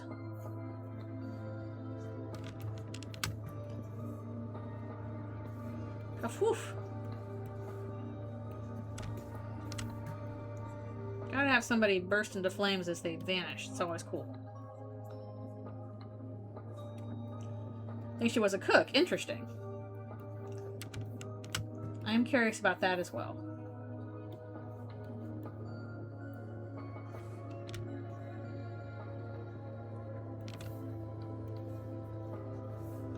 Curiouser and curiouser. Definitely seems like Susie has, like, an interest in music that she was never able to pursue, because people just kept stopping her on that. And, I can also see her having interest in cooking. Even if she mostly just puts out fire. She's like, maybe I could do stuff other than fire? This is why you never take off your very cool hat. You might spontaneously combust.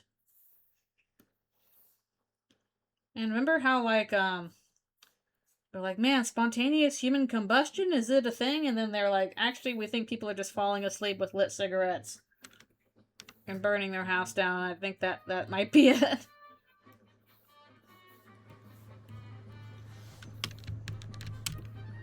Quit smoking.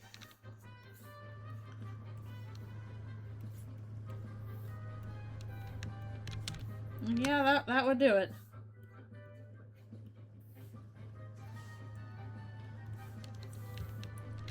Trouble with formatting is when you hit enter before you finish your sentence. Ah! It happens to me all the time.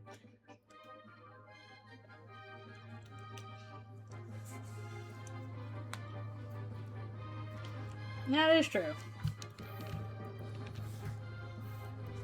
I hate the way the stuff smells. Even when, like, I have friends who sometimes, like, on rare occasions will break out the weed and stuff, I usually have to go stand down, like, down or upwind of it. I'm like, y'all have fun. I can't stand the smell. Goodbye. If I ever tried weed, it would have to be like a gummy. I don't think I could do smoke stuff. Well, I don't like it. I don't like the smell. I don't like it. What do you mean? I could deal with weed brownies. I could give weed brownies a try. I heard you gotta be careful with those because they're actually a bit more potent when they're in baked goods. Like, you gotta have like a fourth of a weed brownie rather than like a whole weed brownie because it's like stronger.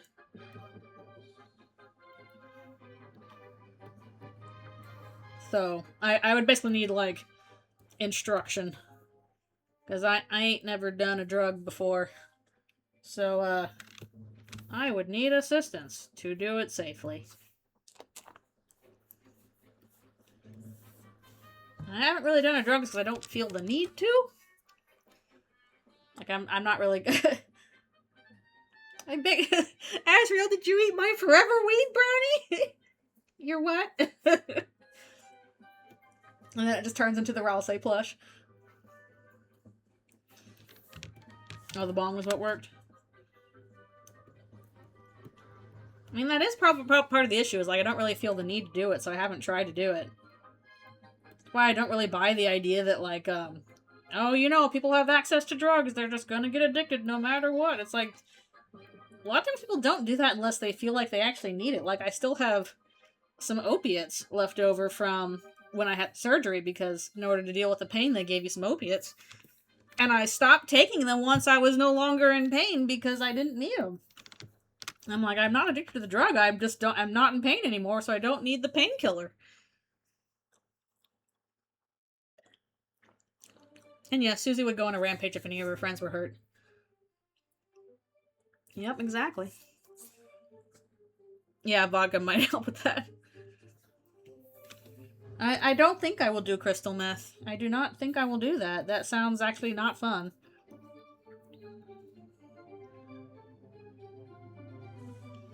Oh no. See, that would probably be me. I would probably just fall asleep. I have not gotten really ever drunk before. I've gotten, like, the most I've had when I have a couple drinks, and this has happened maybe once or twice in my life, very rarely, is I just get really sleepy. I get a little doofy, and then I get a little sleepy, and then I'm probably not very fun. So, and that's barely happened in my life. I just don't like doing it. Alright, yeah, I've basically gotten tipsy twice in my life, and that was about the extent of it. Alright, time for a stretch break.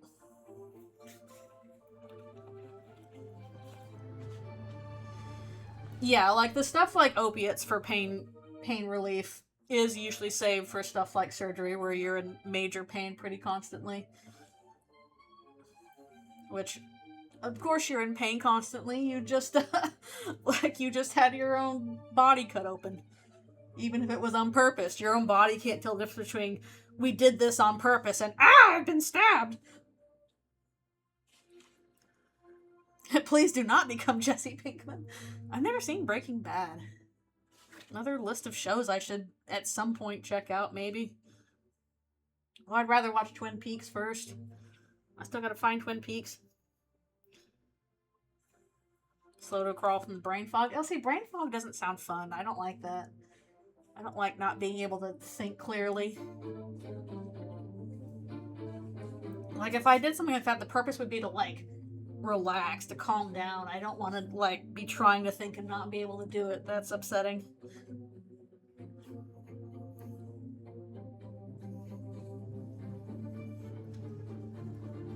Brain fog sucks. It does. Like, no, I need that. It's the important part of this human species, is that stupid, stupid brain.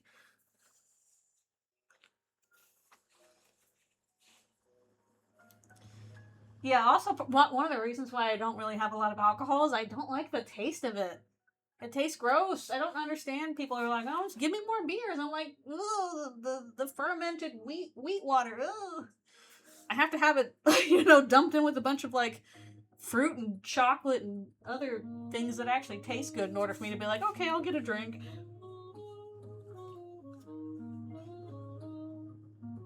I guess so. Yeah, you don't gotta do that if you don't want to do that. Also, like, I also avoid alcohol because, alcoholism runs in my family. I literally had an uncle who passed away who died from alcohol related stuff. So, that does not endear me to it. Like, that does not make me super excited about alcohol. Because I have seen the things it does to people when they become extremely dependent on it, and it sucks. It super sucks. I'm like, your gross tasting wheat water is not worth it to me when I've seen it harm people in my life. Which is why it's a very occasional thing if I'm out with friends and I know I'm not driving and they have something that tastes good. Very rare. Space had, yeah, exactly. About to say, coming back to Eldritchrune definitely made Susie upset, so I think she's got experience with somebody in her family having a substance abuse problem. And that has also been very bad for her. Let's move on from alcohol. Let's move on to what? Okay. Let's have big sippies. What's your favorite big sippy drink? Not an alcoholic drink, but like, that thing. It's like, oh, Americans love them. They're big sippy. They're giant drink. What's your favorite big sippy? You're like, man, I could just drink like, that gallon size juice stuff of it.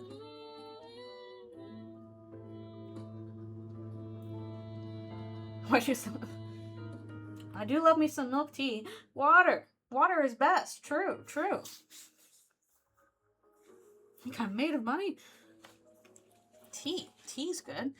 All right, I will be right back for one more stretch, and I'll keep giving me stuff of your favorite drinks.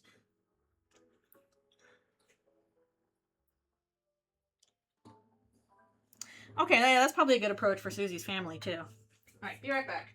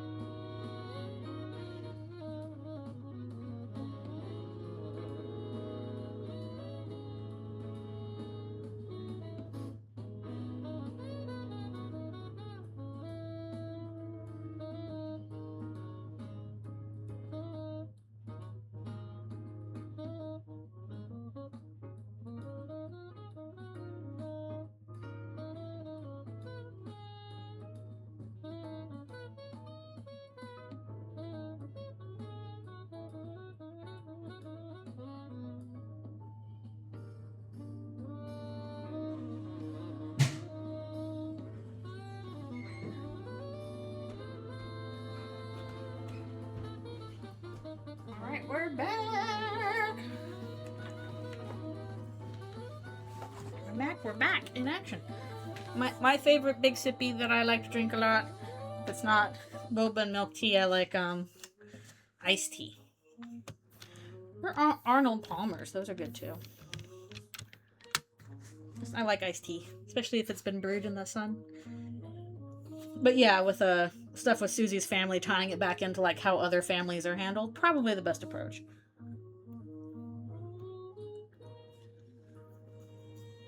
Welcome back. We're both back in action. Now I need to type right.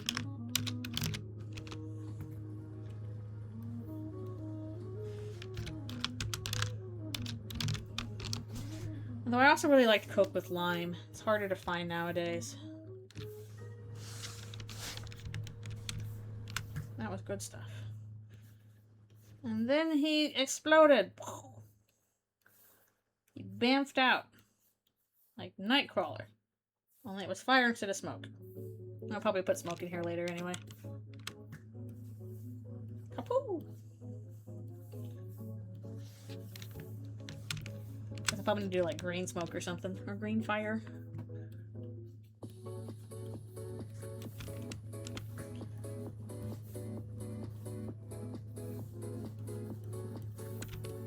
My friend described getting a big sippy recently that was like strawberry lemonade with gummy sharks in it.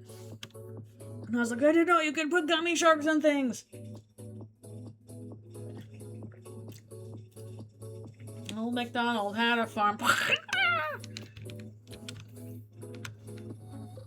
I do love water. Water is probably what I drink the most of. That's my main go-to is water. I do want some gummy sharks though. You hear the Discord leaving the call noise.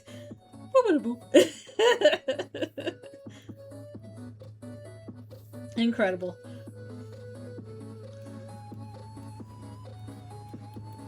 Oh, I got another call coming in. Bye.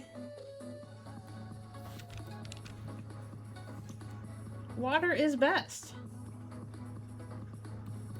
Like, literally, I visited the city of Bath in England, which has, you know, the famous Roman baths.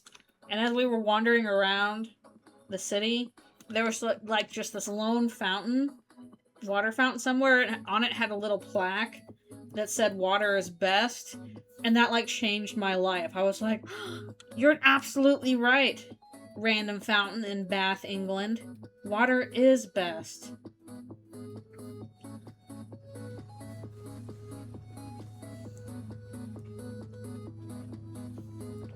Coke and orange soda? Interesting.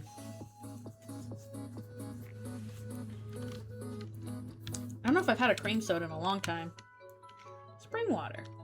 Yeah, I'm not sure it'd be better to have like a spring water or like a mountain water. I've probably been exposed to mountain water more. Stuff from like mountain snowpacks. Pretty good. Love me some water. I love the fact that I live in the Pacific Northwest and like the tap water is good. Unlike in California, where it was not. Orange cream soda? Yeah. I don't know if I've had an orange cream soda at any point recently. I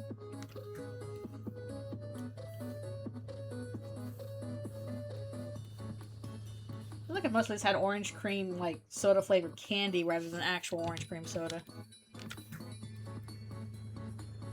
And I'm sorry about the disgusting tap water. That sucks.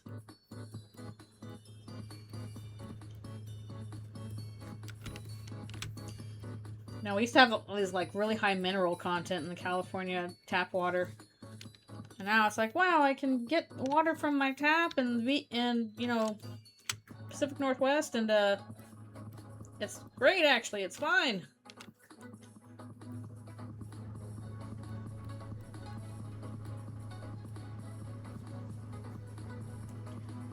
Yes, it's healthy to drink these gigantic Stanley Cups full of ice and crapload of syrups. I mean, there's nothing technically wrong with, like, a bunch of syrups. But You also are just fine with water if that's all you need. I know, like, some people really need flavored water. Like, I think one of my brothers, he does a lot of flavored water. I don't like flavors in water. If I want something with flavor, I will drink something that's not water. But I guess some people just, like, insist water has a flavor and they can't stand that flavor. I don't think I'm in the camp of, like, water doesn't really have a distinct flavor. At least to me. It's just water flavored, whatever that might be.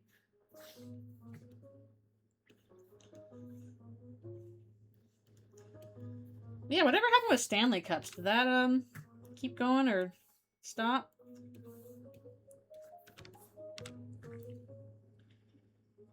Oh, no, they're not. The purpose of that is not really to have something that's healthy for you. It's just supposed to taste good.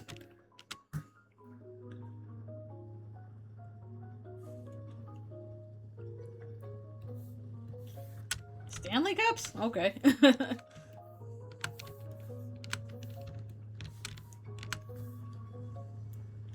Yeah, like, I think it depends on the person. Some people just, like, really cannot stand the regular water. Whereas for me, I don't like flavored water. It's kind of like I also have family members that, like, really like, mineral water. Or, like, carbonated water. I cannot stand mineral water or carbonated water. Oh, it feels so gross. All the money I save from not smoking, I can indulge in my flavored water addiction. There you go.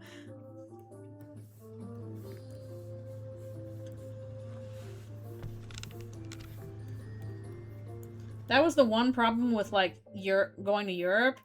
Is, like, they have way more mineral water there. So, when you go there, you sometimes have to specify, okay, if I want water, not mineral water, just, like, plain regular water, whatever the, you know, appropriate word is for sparkling water or mineral water. Because sometimes if you ask for water, they just give you mineral water. Because there's so much of it, and I'm like, I don't want the mineral water. I just want regular water. I don't want minerals in it.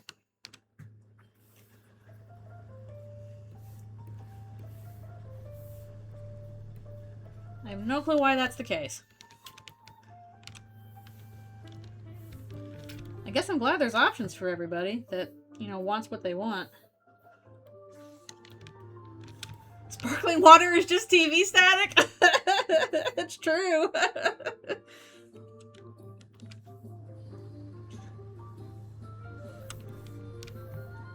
You gotta have what you have. I guess it's also like when you go to a lot of places in Europe and you ask for lemonade, they're not actually talking about lemonade when you ask for lemonade. They're talking about Sprite or like a lemon lime soda. Whereas lemonade, if an American asks for lemonade, they're asking for like sugar and water and lemons kind of stuff. It's not a soda. It's not carbonated. Yeah. In a lot of places around the world, lemonade means like lemon lime soda. It does not mean lemonade as in like non-carbonated sugar water lemon. We got 10 of water over here. Nope. It gets confusing.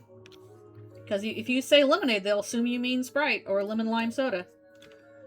I do love Sprite, but like if I want lemonade, I don't want Sprite. I want a lemonade. I do love Sprite. I will say probably the one soda I really like that I never see in Canada anymore is Squirt. That's like Sprite, except it's a bit more tart. A bit like sharper in the lemon lime taste.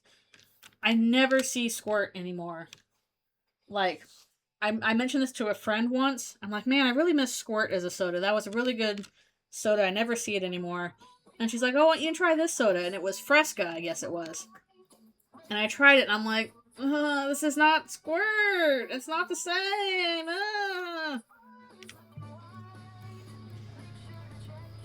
I didn't want to say anything because they got me a whole case of it.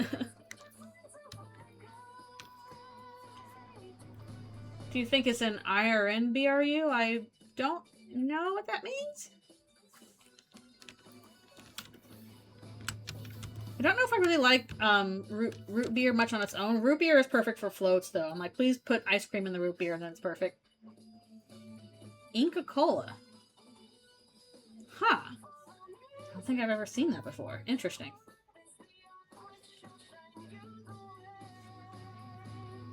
Oh no, that sucks. Ugh. Iron Brew is a Scottish soda. Iron Brew. I have been to Scotland and I've never had that, though. Interesting.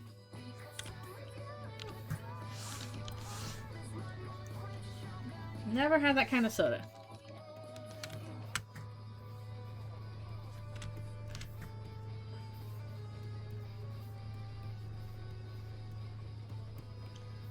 It is fascinating how you can go all around the world and, like, basically things will be different even though they're ostensibly listed as the same. Like, even the formulas for, like, basic stuff like, you know, Coke and Sprite and etc. might be different in different countries because people are there like, ugh, I don't really like this taste for it. But it'll taste a little different. So they'll just kind of, like, adjust the formulas based on regional tastes. I think that's fascinating.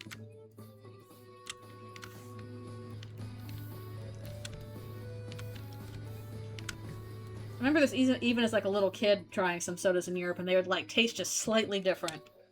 I couldn't pin down why.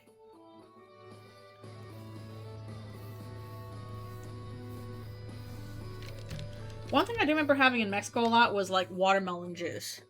Like, not like a watermelon soda or anything like that. It was just like straight up, we juiced a watermelon. Which you would think is like, oh, that's just water, but no, there's, you know, melon flavor to it, so. We had watermelon juice sometimes.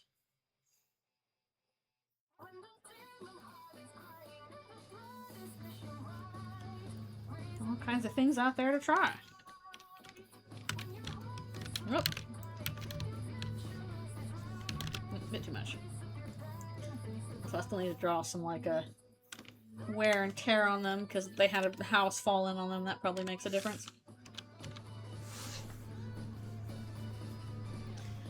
I don't know. Maybe it's hard to preserve properly. Yeah, I'm kind of surprised it's not more popular in the States. You know, Americans love them a sugary sippy. Watermelon flavor is popular other places. Yeah, I love watermelon flavor stuff. I like watermelon. And there's one thing I kind of miss about being a kid growing up is like when parents are like, we're gonna get you a watermelon, you kids can enjoy it. And, you know, they chop it up into these big old slices and you just get super messy. Nom, nom, nom, digging into the watermelon. Good times. Here, this is Asriel. We are working on Eldritchrune ending stuff. So after Rouse left and Asriel's like, can you explain what the hell happened there? I will say it was very funny, like, playing Chapter 5 in Flowery. I'm like, there's a lot of, Eldritchrune Asriel in here. Uh-oh. Sestingus. That's my dreams. I'm gonna devolve into flowery stems again.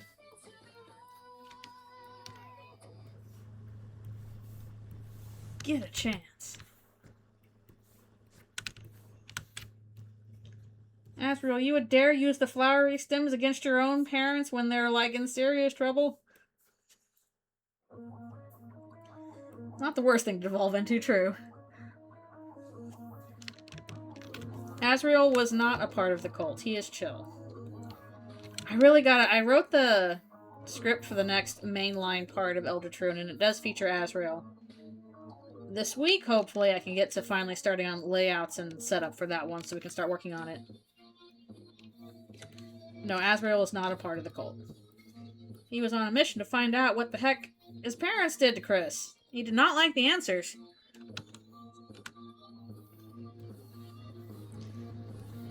I mostly thought Girona was a reference to My Sharona. I'm like, what do you mean? It was just nonsense. I thought it was My Sharona.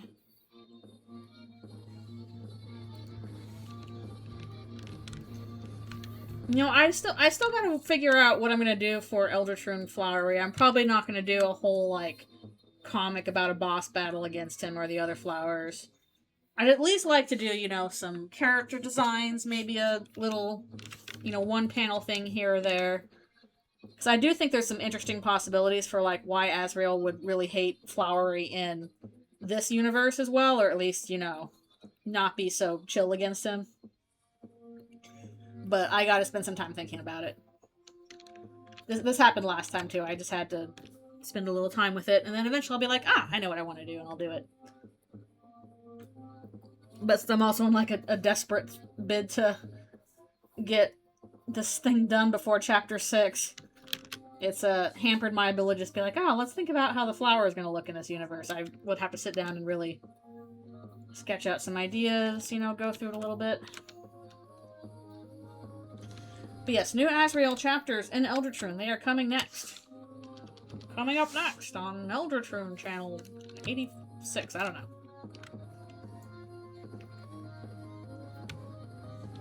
He doesn't know why he hates him. No, I think he would know why he hates him. Or at the very least, dislikes him. Sees him as a problem against Chris, specifically.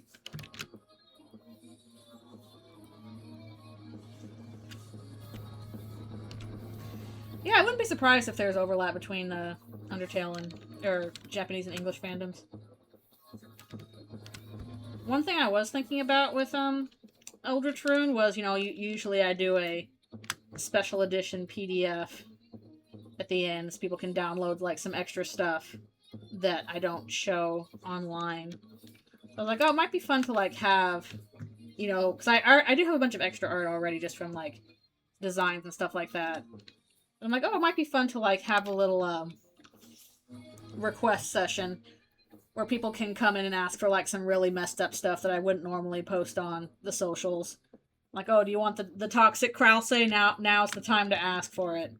And then that would be included in like a separate section of the special edition PDF.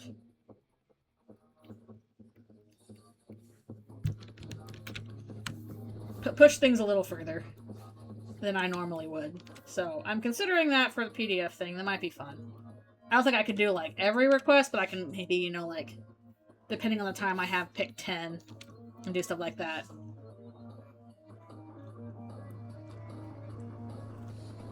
Like, you want some toxic Krause? You want, you know, Chris getting eaten more or stuff like that to happen? Here you go. Now's the chance for it.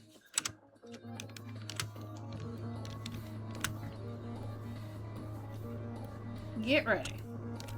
But again, we'll see what time I have for it.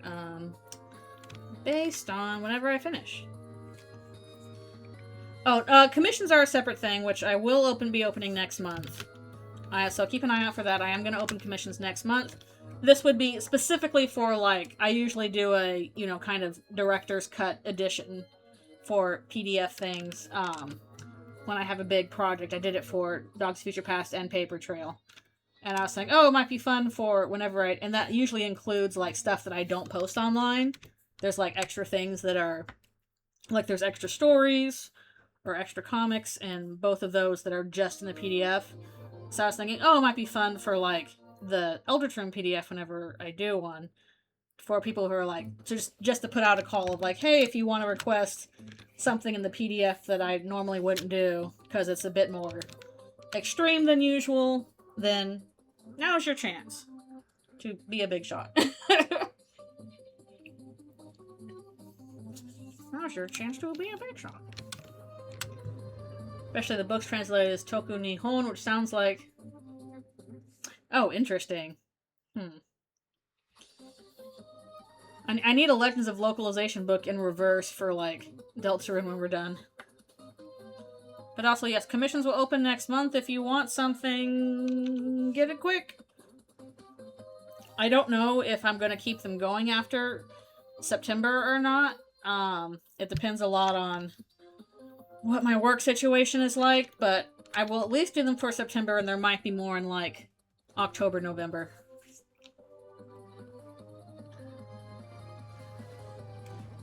Yeah, Paper Trail Special Edition. Eldritchrune concept art book. Yes, let me see all of Gigi's art. Yes, I will let you guys know when I'm going to put that up. It'll probably be on the 1st of September.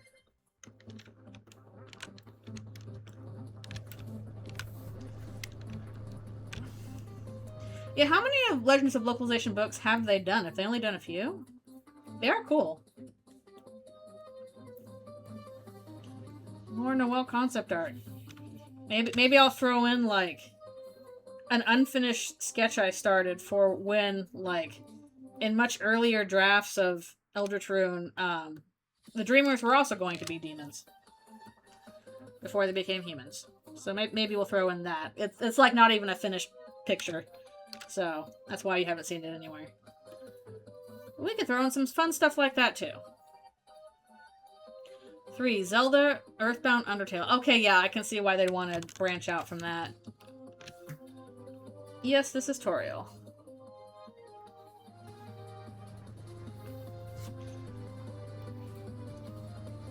Like you summoned a demon and now you're having a very bad day.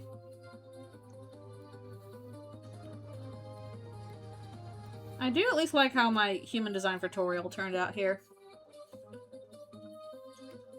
Ooh, articles on the website. Okay.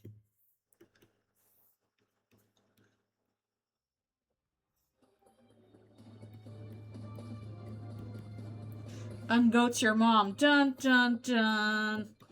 Dun dun dun.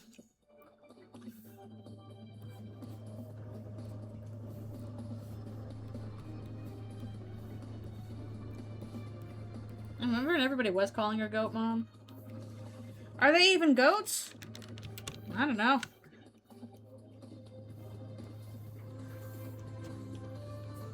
Thank you. Thank you, thank you. I'm glad the human designs came out okay. Some of them's rather hard to do, like, burger pants, pizza pants. Hard to design for the human version because the whole pizza pants joke is just like his face is a cartoon.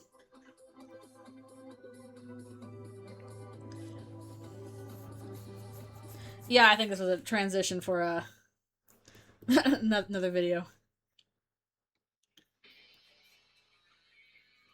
Pokemon Tower. And now we got some Versus Susie. When is Versus Susie gonna come back? Let's see a remix for that. Let's get some guitars going. Well, she did try and read through the books. The problem is that she actually, Asriel actually probably had better translation abilities than she did. Some of the stuff she was guessing on. Yeah, it was fun to make Lancer completely unchanged. I need to figure out if I'm going to put Lancer in another place. I haven't really had much space for him.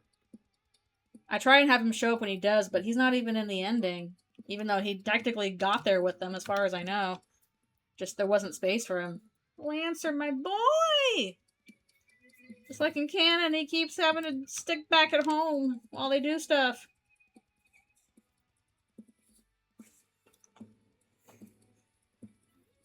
She did read the one book for the ritual. She might have had access to another one, but Asriel definitely had access to more material than she did, and also he had better understanding of translations because he was already studying that. And Toriel can't very well go, hey, can I also practice these ancient languages used in demonic rituals for reasons? So she was just doing the best she could with what she had.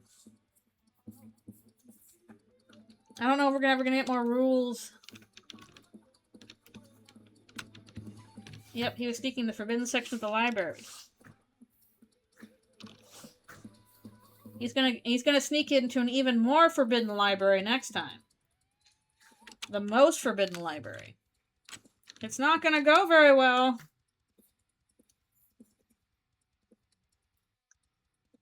Just FYI.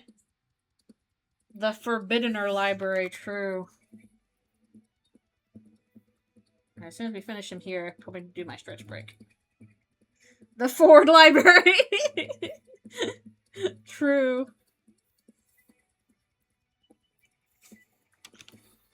Ford Library was made Ford Sanctuary was made specifically to make like people who care about the time signature so mad. I mean the Forbiddenness Library, true. It's so forbidden even I can't find it.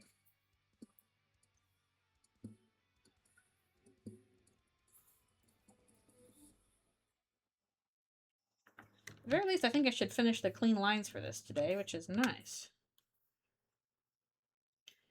Get another part done. Designed to make the 8-bit drummer rage quit. True. Get a load of this.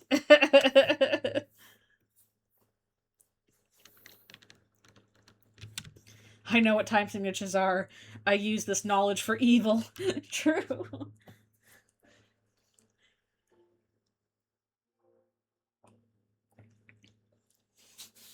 I don't know any of that stuff. I'm mostly like, it sounds really cool. And they're like, oh, this is when it switches to this time signature. I'm like, I'll take your word on that. Ford Forbiddenness Library.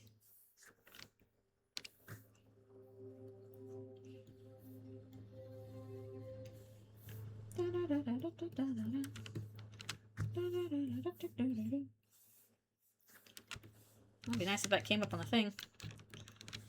Don't let Toby get the semitones. Too late, he's already there.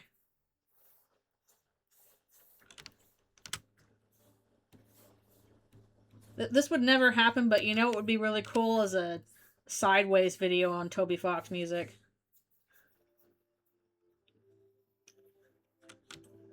Microtones.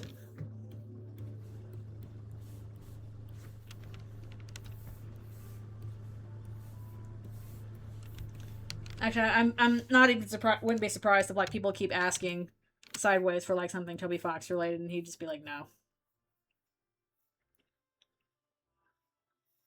Sometimes the more people ask for a thing, the more resistant you get. And I don't know if that's the case or not, but if that did happen, I imagine that could very easily happen. Alex Yard? I don't recognize Alex Yard.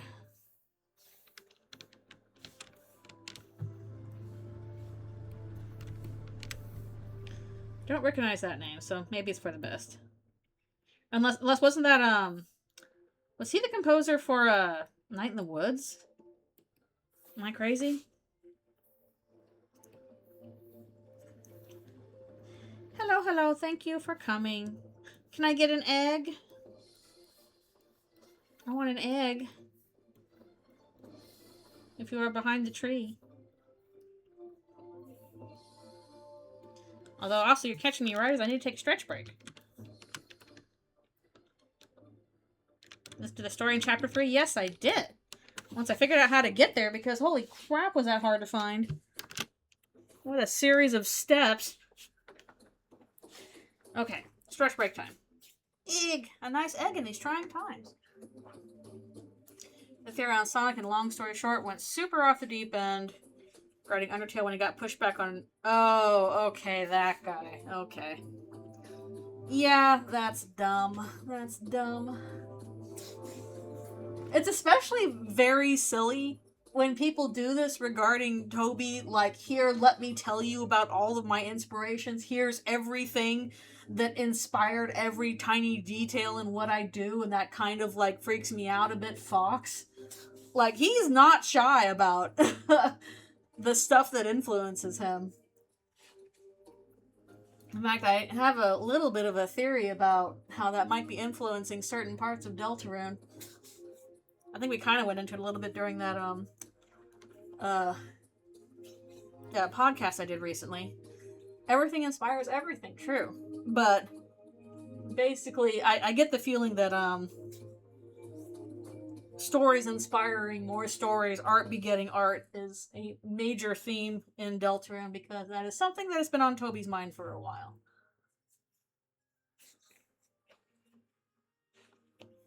and like the flip side of it, like basically what is the difference between, you know, the homage, the inspiration, and the knockoff.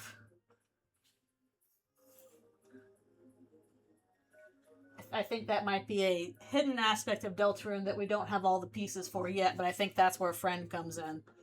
The concept of the knockoff, of adapting something poorly, of taking something rather than taking inspiration. Like, I can feel it in the back of my mind, this little theme, this little lesson there that we haven't quite gotten into yet. Would Seth like Noelle if the only thing they knew about Noelle is that a Birdly really likes Noelle? Well, I think they would also know about Noelle just from the fact that Susie likes her, and I think Seth, like, gets along with Susie okay compared to some of the other fun gang. Like, Seth is like, I think you should join our gang, you would be the third smartest person here. So with the fact that, you know, Birdly likes Noelle and Susie likes Noelle, Seth's probably like, yeah, I'm cool with Noelle. And also, she herself is smart. She's, like, book smart. So I think Seth and Noelle would do fine getting along. Oh, I'm glad about that. I really should, like, delve into that more. But that means I gotta pay more attention to Friend, and I haven't been paying much attention to Friend. But, yeah, it's something I gotta delve into more in terms of, like, Friend's association with the concept of the knockoff. And I guess how Toby might think about, you know, the dangers of copying something badly rather than adapting something because you love it. I kind of think, I can't, I mean, this is definitely speculation, but I can't help wonder if that's like a fear that Toby's had. Like, you know, hey, these are these games that I deeply love, and I want to continue their legacy. And I can see, like, a fear being around, like, am I actually doing that, or am I badly copying them? And that manifesting in Deltarune, because Deltarune is already a story about retelling stories. Yeah, imposter syndrome. We're all subject to it. Often the best artists are subject to it. By the book, pun intended. Yeah, maybe Chris the least. Alright, I'll be right back for one more stretch, and then we'll do one more session.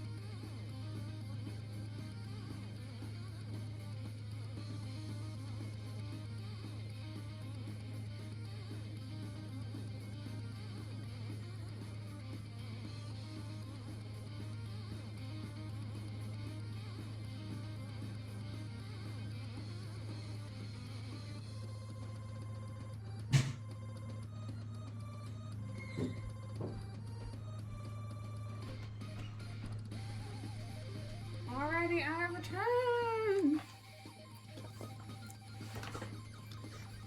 Good Asbar remix, yes.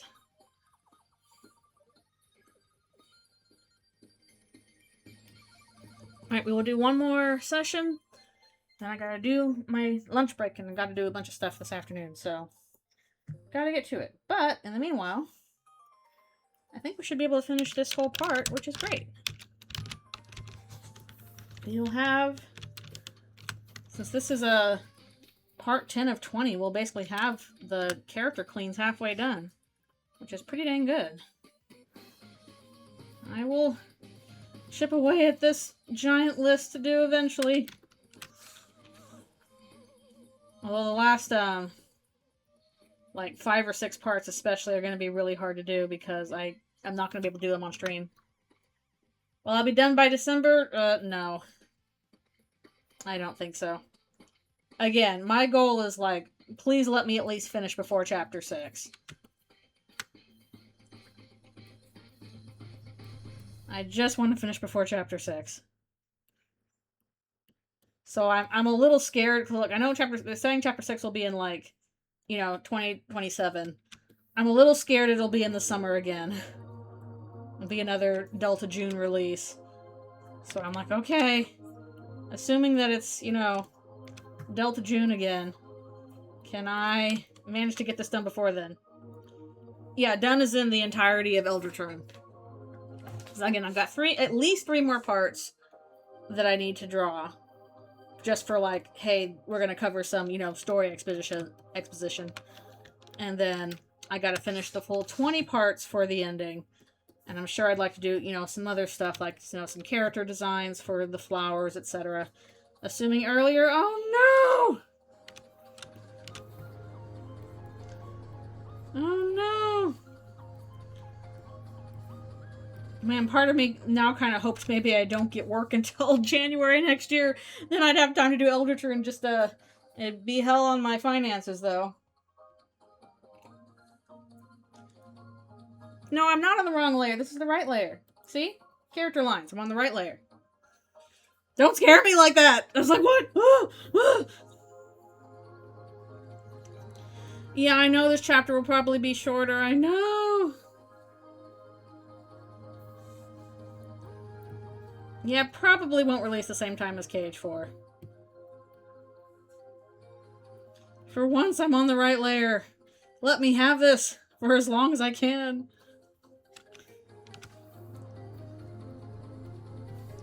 Yeah, it is important not to go broke, which is why I'm opening commissions. Because I'm like, I could use an extra money, especially since I just spent like $3,800 on a new tablet. Because work took back my old tablet, and I still don't have the stand for it. That's a lot of dollars.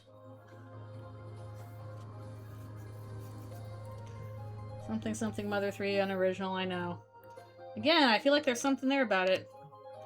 I'm trying not to shrimp shoulders back. I'm trying, but it's hard when the thing is on the ground. Or not on the ground, on the table. Yeah, I don't think we're getting like a Mother 3 thing where it's like, and then all of the chapter is just one long cutscene. I'm pretty sure we're gonna have like enemies and bosses and stuff, so I think even if chapter 6 is not like normal length or anything like that, and it's not as many jokey jokes, I do think we will have regular enemies to fight. I'm just not sure if we're gonna recruit them or not. Maybe we will.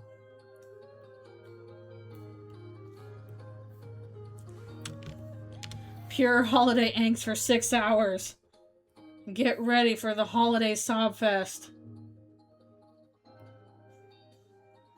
Think recruiting is done? That was my assumption with chapter 5, but we'll see. I guess also part of the issue is that, like, if part of recruiting is taking them to Castletown, I don't think the holiday family's like, where are you taking our stuff, Chris? Chris is like, I've got to gather up all of these, broken battery Santas and put them in the in the thing in school. Sorry. The player demanded it. Carol, you're just gonna have to be okay with that. Like, I'm just gonna take all your stuff. So in that sense, we may not be recruiting them.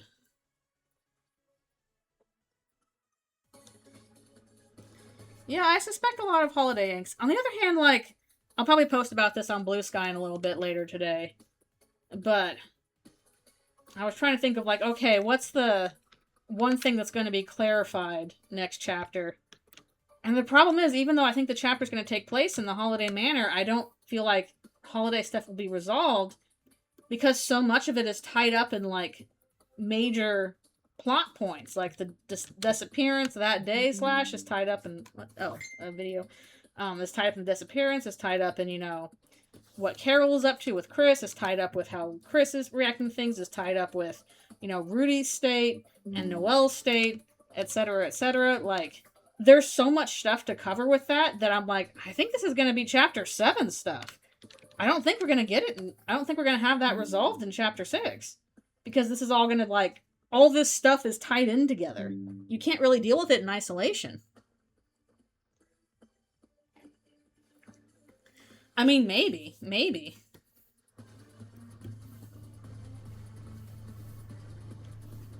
But if the whole situation is like, oh, one thing is going to be definitely resolved, like, how could you resolve, like, oh, okay, this is the night, without also digging into a ton of other things this is all connected to? The reveal is Papyrus is on vacation in the Bahamas. He was here. There the whole time. I mean, I hope we get a mention of Susie family. At least that is something that's a bit more isolated to deal with than the Holiday family. Vague posting. He did also say, I think you'll be surprised what's not mentioned, and unfortunately, I think I can see the knight's identity be one of those things that we still don't know about. Still vague posting. Find out the Kara and Asriel lore without learning the Flowey and Asriel lore. No. Yeah, that was pretty bad. Probably bad choice of words there, thinking about it. Although I'm pretty sure the Papyrus knew what was going on with Undyne there. Was just trying to put on a brave face about it. Like he's not dumb. Annoying dog is back. Like, damn, family drama. I'm a dog, so I don't have to worry about that, but,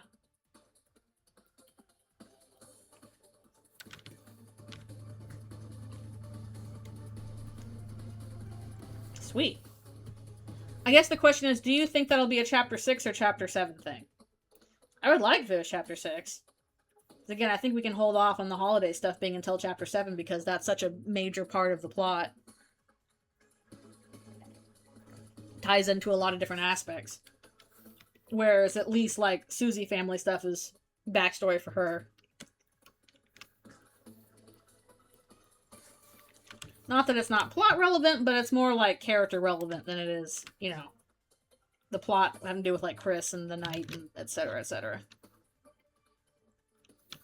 So I hope it's a chapter 6 thing.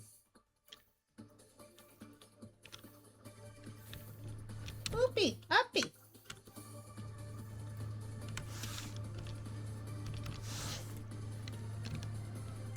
Please let this be resolved.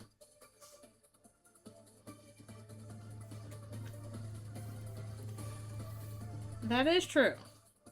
You gotta put the cards on the table before the resolution.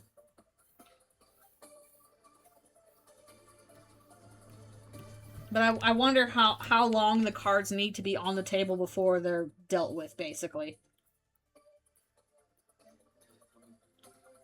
Like, even just thinking back to, like, you know, how Undertale was structured in terms of, like, when stuff is revealed. A ton of stuff was not revealed until, like, the final boss battle.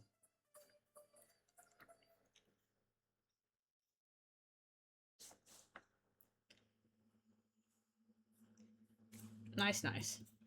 Familial stuff is definitely important. It's important for, you know, Chris and Noelle, most certainly. We've heard a lot about their family, and it's probably going to be important for Susie as well. I do think, again, I was replaying a bunch of Chapter 5 stuff yesterday in prep for next time, and found again Susie's part where it's like, oh, Chris, your family has it rough too, huh? So I'm like, your family also has it rough.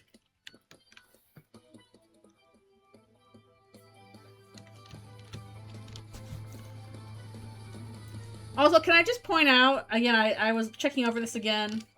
Can I just point out that the orange stuff with, like, human tails comes up way before we even meet Orange? I didn't even realize this until I looked back at it. But basically, early in the game, early in the chapter, when you first meet Yellow at, the diner, he has the whole thing about, like, oh, I'm drinking orange juice, you know, comes from orange. It's like, no, it doesn't. It comes from fruit. I've been drinking fruit juice? I thought I was drinking humans juice. Yep. And then she mentions, oh, she's got a tail and everything. And, like, Rousey doesn't really speak up at this point, but Susie does. And at no point is she like, oh, that's stupid. They don't have, humans don't have tails. Her response is like, oh, do you have a tail? What kind of tail is it? Like, she immediately jumps to, like, oh, okay, yeah, that's normal. Another human with a tail? Can I see it? What's it like? So, yeah, she's like, what kind of tail? She's not like, yeah, that's dumb. Like, it's clear that, like, he ain't the brightest flower in the bouquet, but her assumption is still like, oh, you have a tail as well? I want to know what kind it is. How do you think the orange makes her orange juice? She punches the oranges and juice comes out. Which honestly is better than, like, Flowery cracking the orange open like an egg on his knee. Yeah, she's suspicious, but she's curious. She is not dismissive. I think she starts to be a little like, okay, this is kind of a dead end when it's, like, clear that Yellow just doesn't really know what he's talking about. No, green is the one that makes green tea. Green tea comes from green. The orange juice is made by Orange because she punches the oranges.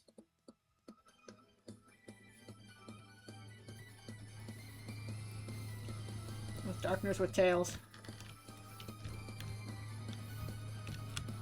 They definitely have weird thoughts on humanity. But again, Susie herself does not really question this. She's just kind of like, oh, okay, interesting.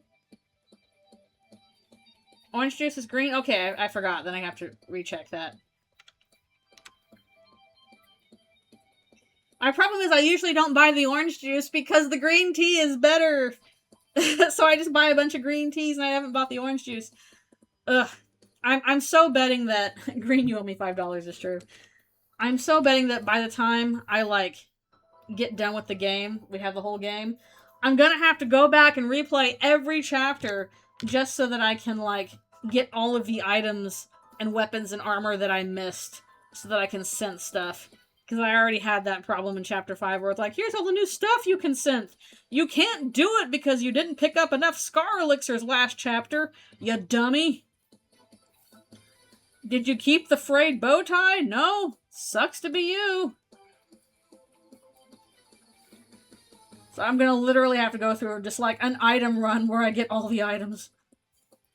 I did farm the Mizzles! I did farm them! You know what I mostly got from the Mizzles? I got, dang, darker candies. I only have like one revivement to my name. Yeah, did I get the punch bowl? I don't remember if I did.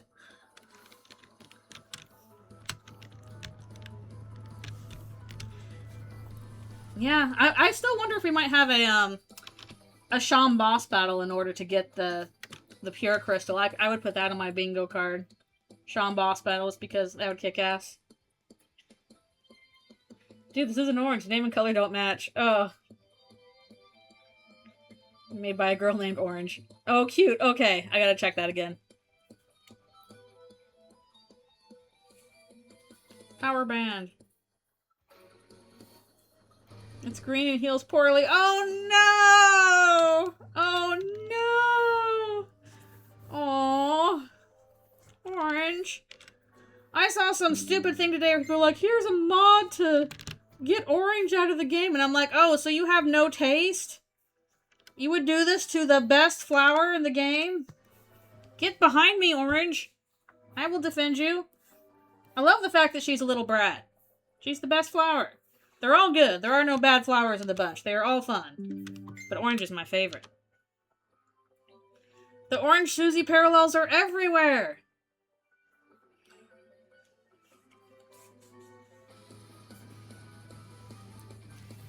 Yeah, it's possible we may not get a Sean boss battle, but I think it would be fun. Just a little, like, you know, a little test of ability sort of thing. Sean was at a double barrel shotgun. I'm gonna test your ability to stand a shotgun.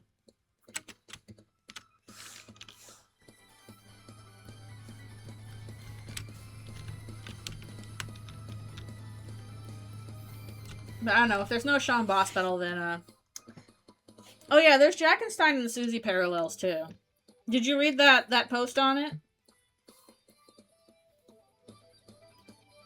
Sean gun.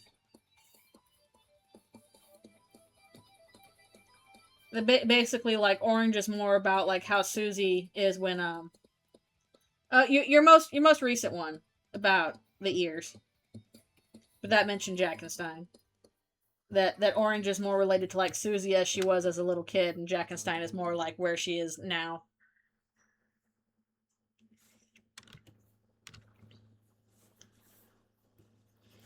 Yeah, we'll see what happens with the crystals. My thought is still like it's going to make ultimate weapons, but I don't know.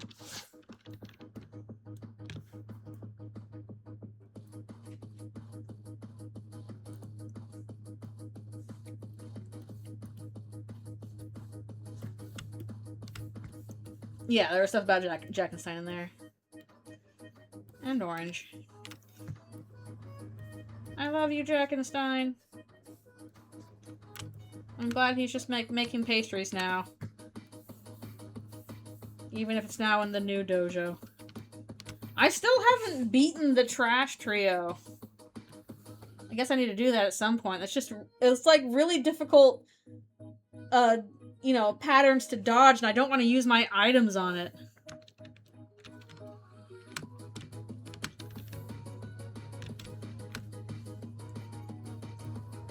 I don't want to use these items. I'm gonna need these later.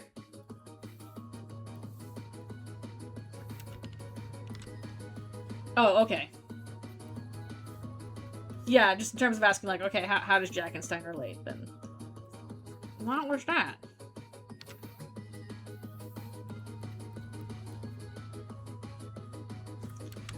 I used up so many items. Again, I didn't even have enough scar elixirs to make stuff. And that's how depressed I was. And even though I did, beat, Pink a couple of times yesterday just for practice, I still have to go through a lot of items to do it. I can at least get through it now without having to use my spin cake, but I usually will have to use, like, the tree cake, the Shika-Cola, stuff like that. Yeah, sometimes it forces me to use my revivement.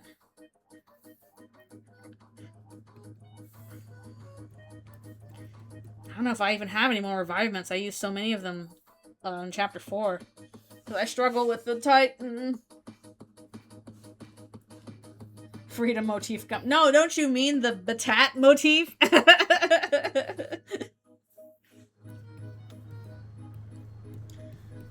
There's somebody's hair in this?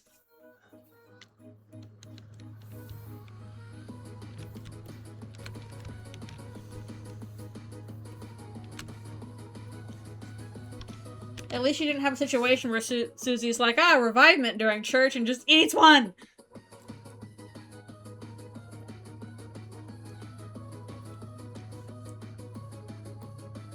But can't you only get one tree cake at a time? We'd have to just, like, keep going back and selling tree cakes? I know. Poor Sweet Cat and Cakes trio. I'm sorry, but you're not all that interesting. The most interesting thing about them is the Homestar Runner parody. As we'll be like, I'm out. Bye-bye. I got shit to do. I know, I feel a little bad for them, but, as characters, they're just not the most interesting to me. They're fine.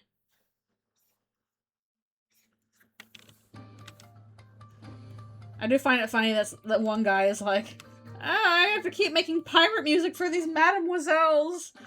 Because they want everything in threes.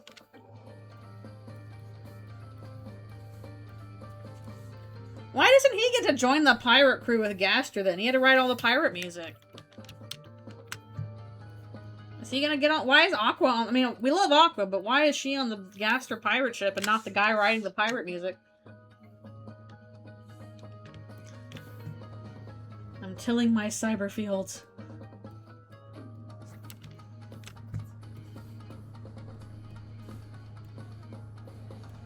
That's how much they don't like these guys. They don't even get to go on the pirate ship with Gaster. They're just taking his music. I know, we love Aqua. Aqua is silly, but, like, she's not a pirate.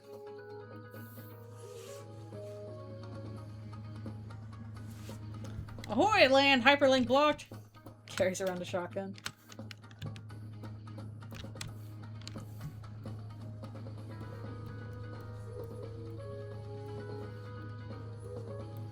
I don't know, I'm sure the fandom has already moved on from Pirate Gaster to Gaster something else. She goes, Pot's a pirate! Can we play it? Woo!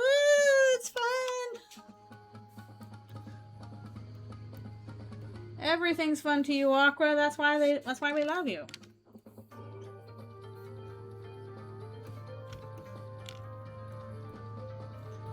You need to give Aqua, it's like, all the most obnoxious noisemaker toys in the world.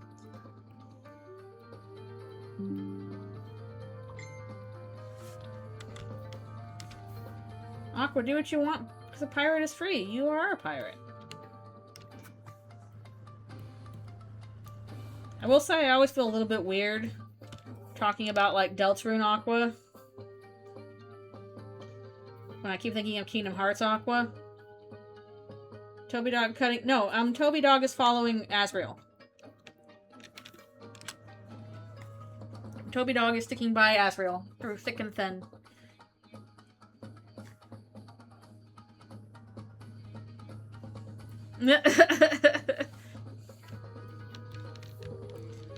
No bearing on the plot in the same remix song 40 times in a row. Whee!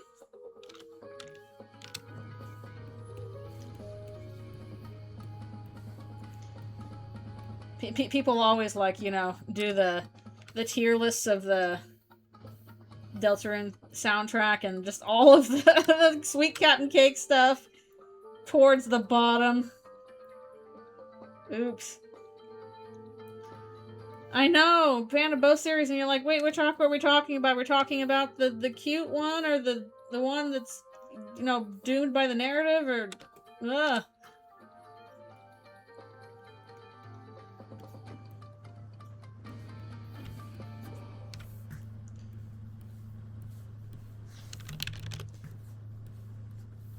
I actually wonder if any of the other trios are going to show up in Kingdom Hearts 4. Like, are we done forever with, Sea Salt Trio and the Wayfinder Trio? Which Undertale character is the most likely to be in Smash? If we're talking strictly Undertale characters, I would kind of say Frisk, I guess. That's because that will, you know, go in with the line of, like, playable characters. I guess the problem with Frisk is I feel like I'd be playing as, like, the Animal Crossing villager. Whereas if I was gonna put, maybe it's my bias speaking, but I think if there was a Eldritchrune character that was gonna be in Smash, it would be Susie. Yeah, Sans was kind of there as a costume, but I don't know about a actual character.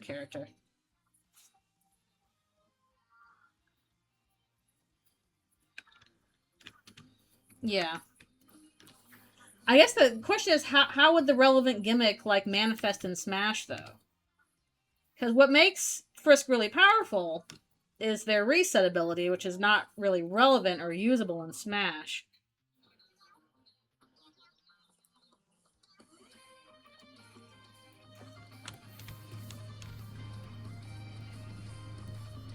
Or again, what makes Frisk really special is, again, the pacifist ability. So, like, how would that manifest in Smash? Which the whole point of Smash is, you know, fight everybody. Because otherwise, you kind of are just doing like an Animal Crossing villager, and the normally peaceful person is now in the Smash game. Okay, they're like, what would their moves be?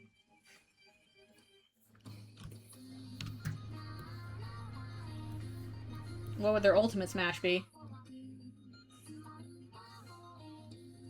Yeah, I don't know. Yeah, that seems like something you could easily exploit if you were actually incorporating like a leveling system where, like, I don't know, every time you get a kill in, your level goes up. Yeah, that could be that could make people really frustrated.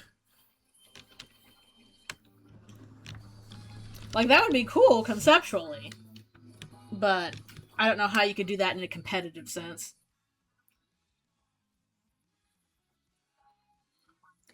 How would you do an axe system, though? Like, how would that work in Smash?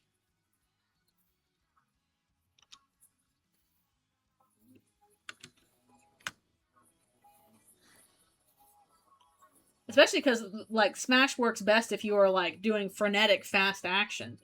Whereas Frisk's acts are more based on, like, okay, let's think through what would this enemy like.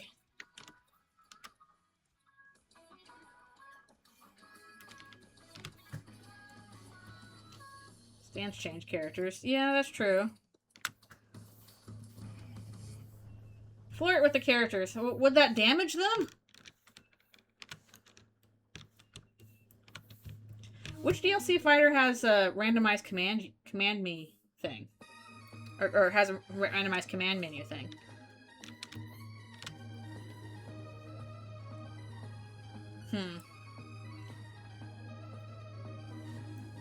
Kids adapt to the game, not the other way around. Hero from Dragon Quest. Okay.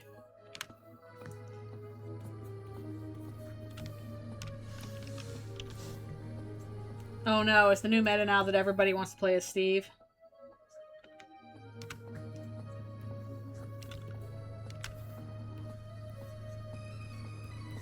I do think Susie would be best in Smash. One, just because she's unique kind of fighter and that she has an axe.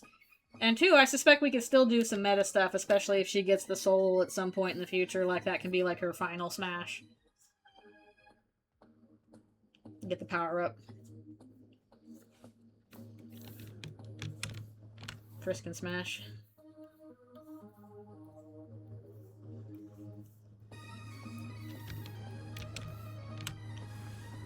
It's an idea for Frisk, yeah.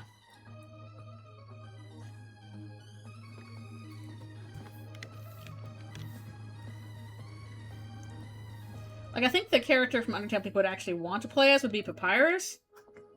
But I don't know if they would do that.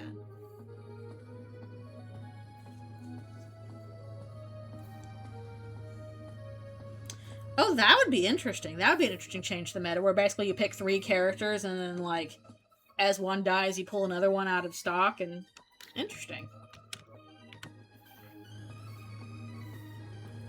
That'd be a nice little change to thing. Blue attack 500 times gravity. But Sans is already in Smash as a costume. I kind of feel like it would be weird if, like, he got a costume and then an actual character, unless that's actually happened already, and I'm just not aware. Chris, Susie, and Ralph play together.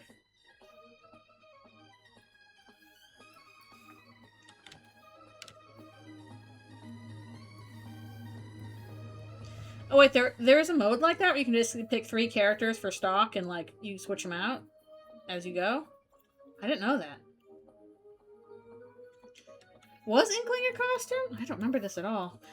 I need to play Smash, I guess. I haven't played it since, like, Brawl.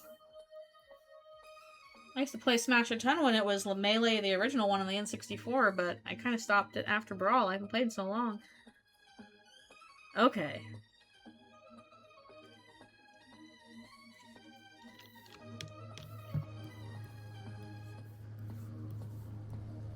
Yeah, I don't think they would have the whole Fun Gain. I think like they would have to pick one.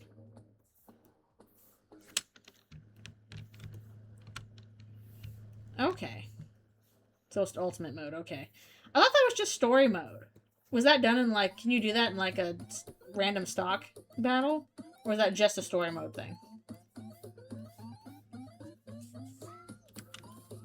I know, I miss Smash.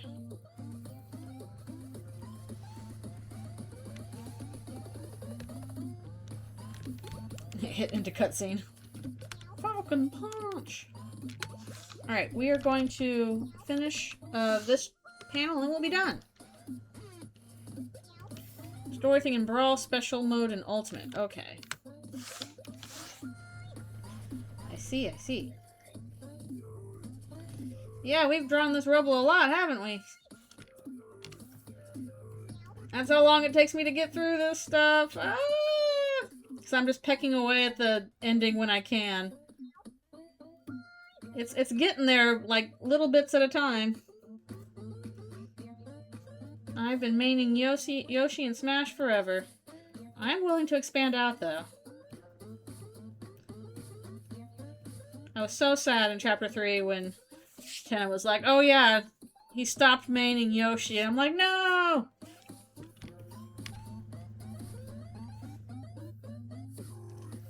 Enjoy the Kirby's.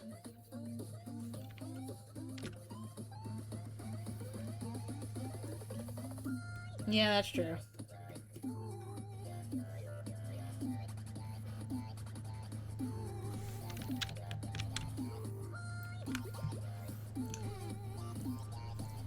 They just keep upgrading the game and adding more characters.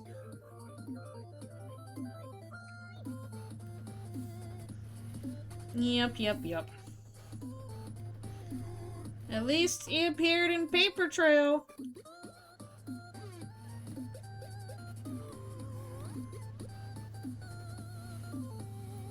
Yeah, it's kind of weird. Like, on the one hand, it was like, we got a lot of video game stuff, but based on what we had learned before, we were all expecting, like, Super Smash Brothers, because that was the game referenced. And instead it was, like, Zelda. It was all a bunch of Zelda stuff.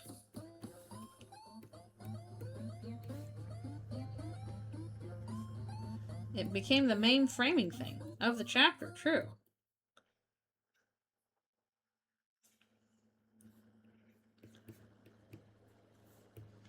More stylized Smash. They should put Queen in Smash. Aside from ERAM, we still don't know what ERAM's deal is. Except that apparently he's also the one running the ARG.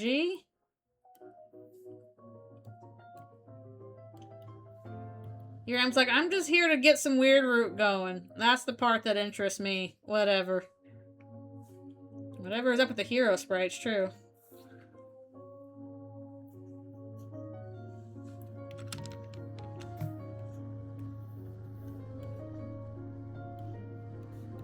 Gonna play as your big favorite. Actually, you know what we need? We need Newbert in Smash. Newbert's just horribly broken. Because everybody loves him. They can't stand the thought of hitting Newbert, so Newbert just wins by default. My man. Exactly.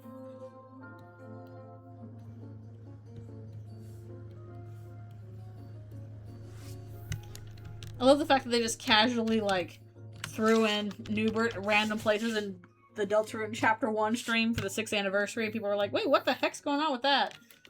And then by the time we get to it in Chapter 2, it's like, my man! Because we've already established Newbert.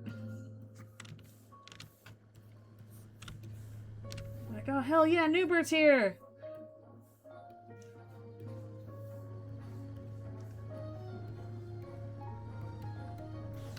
It's Newbert's treasure.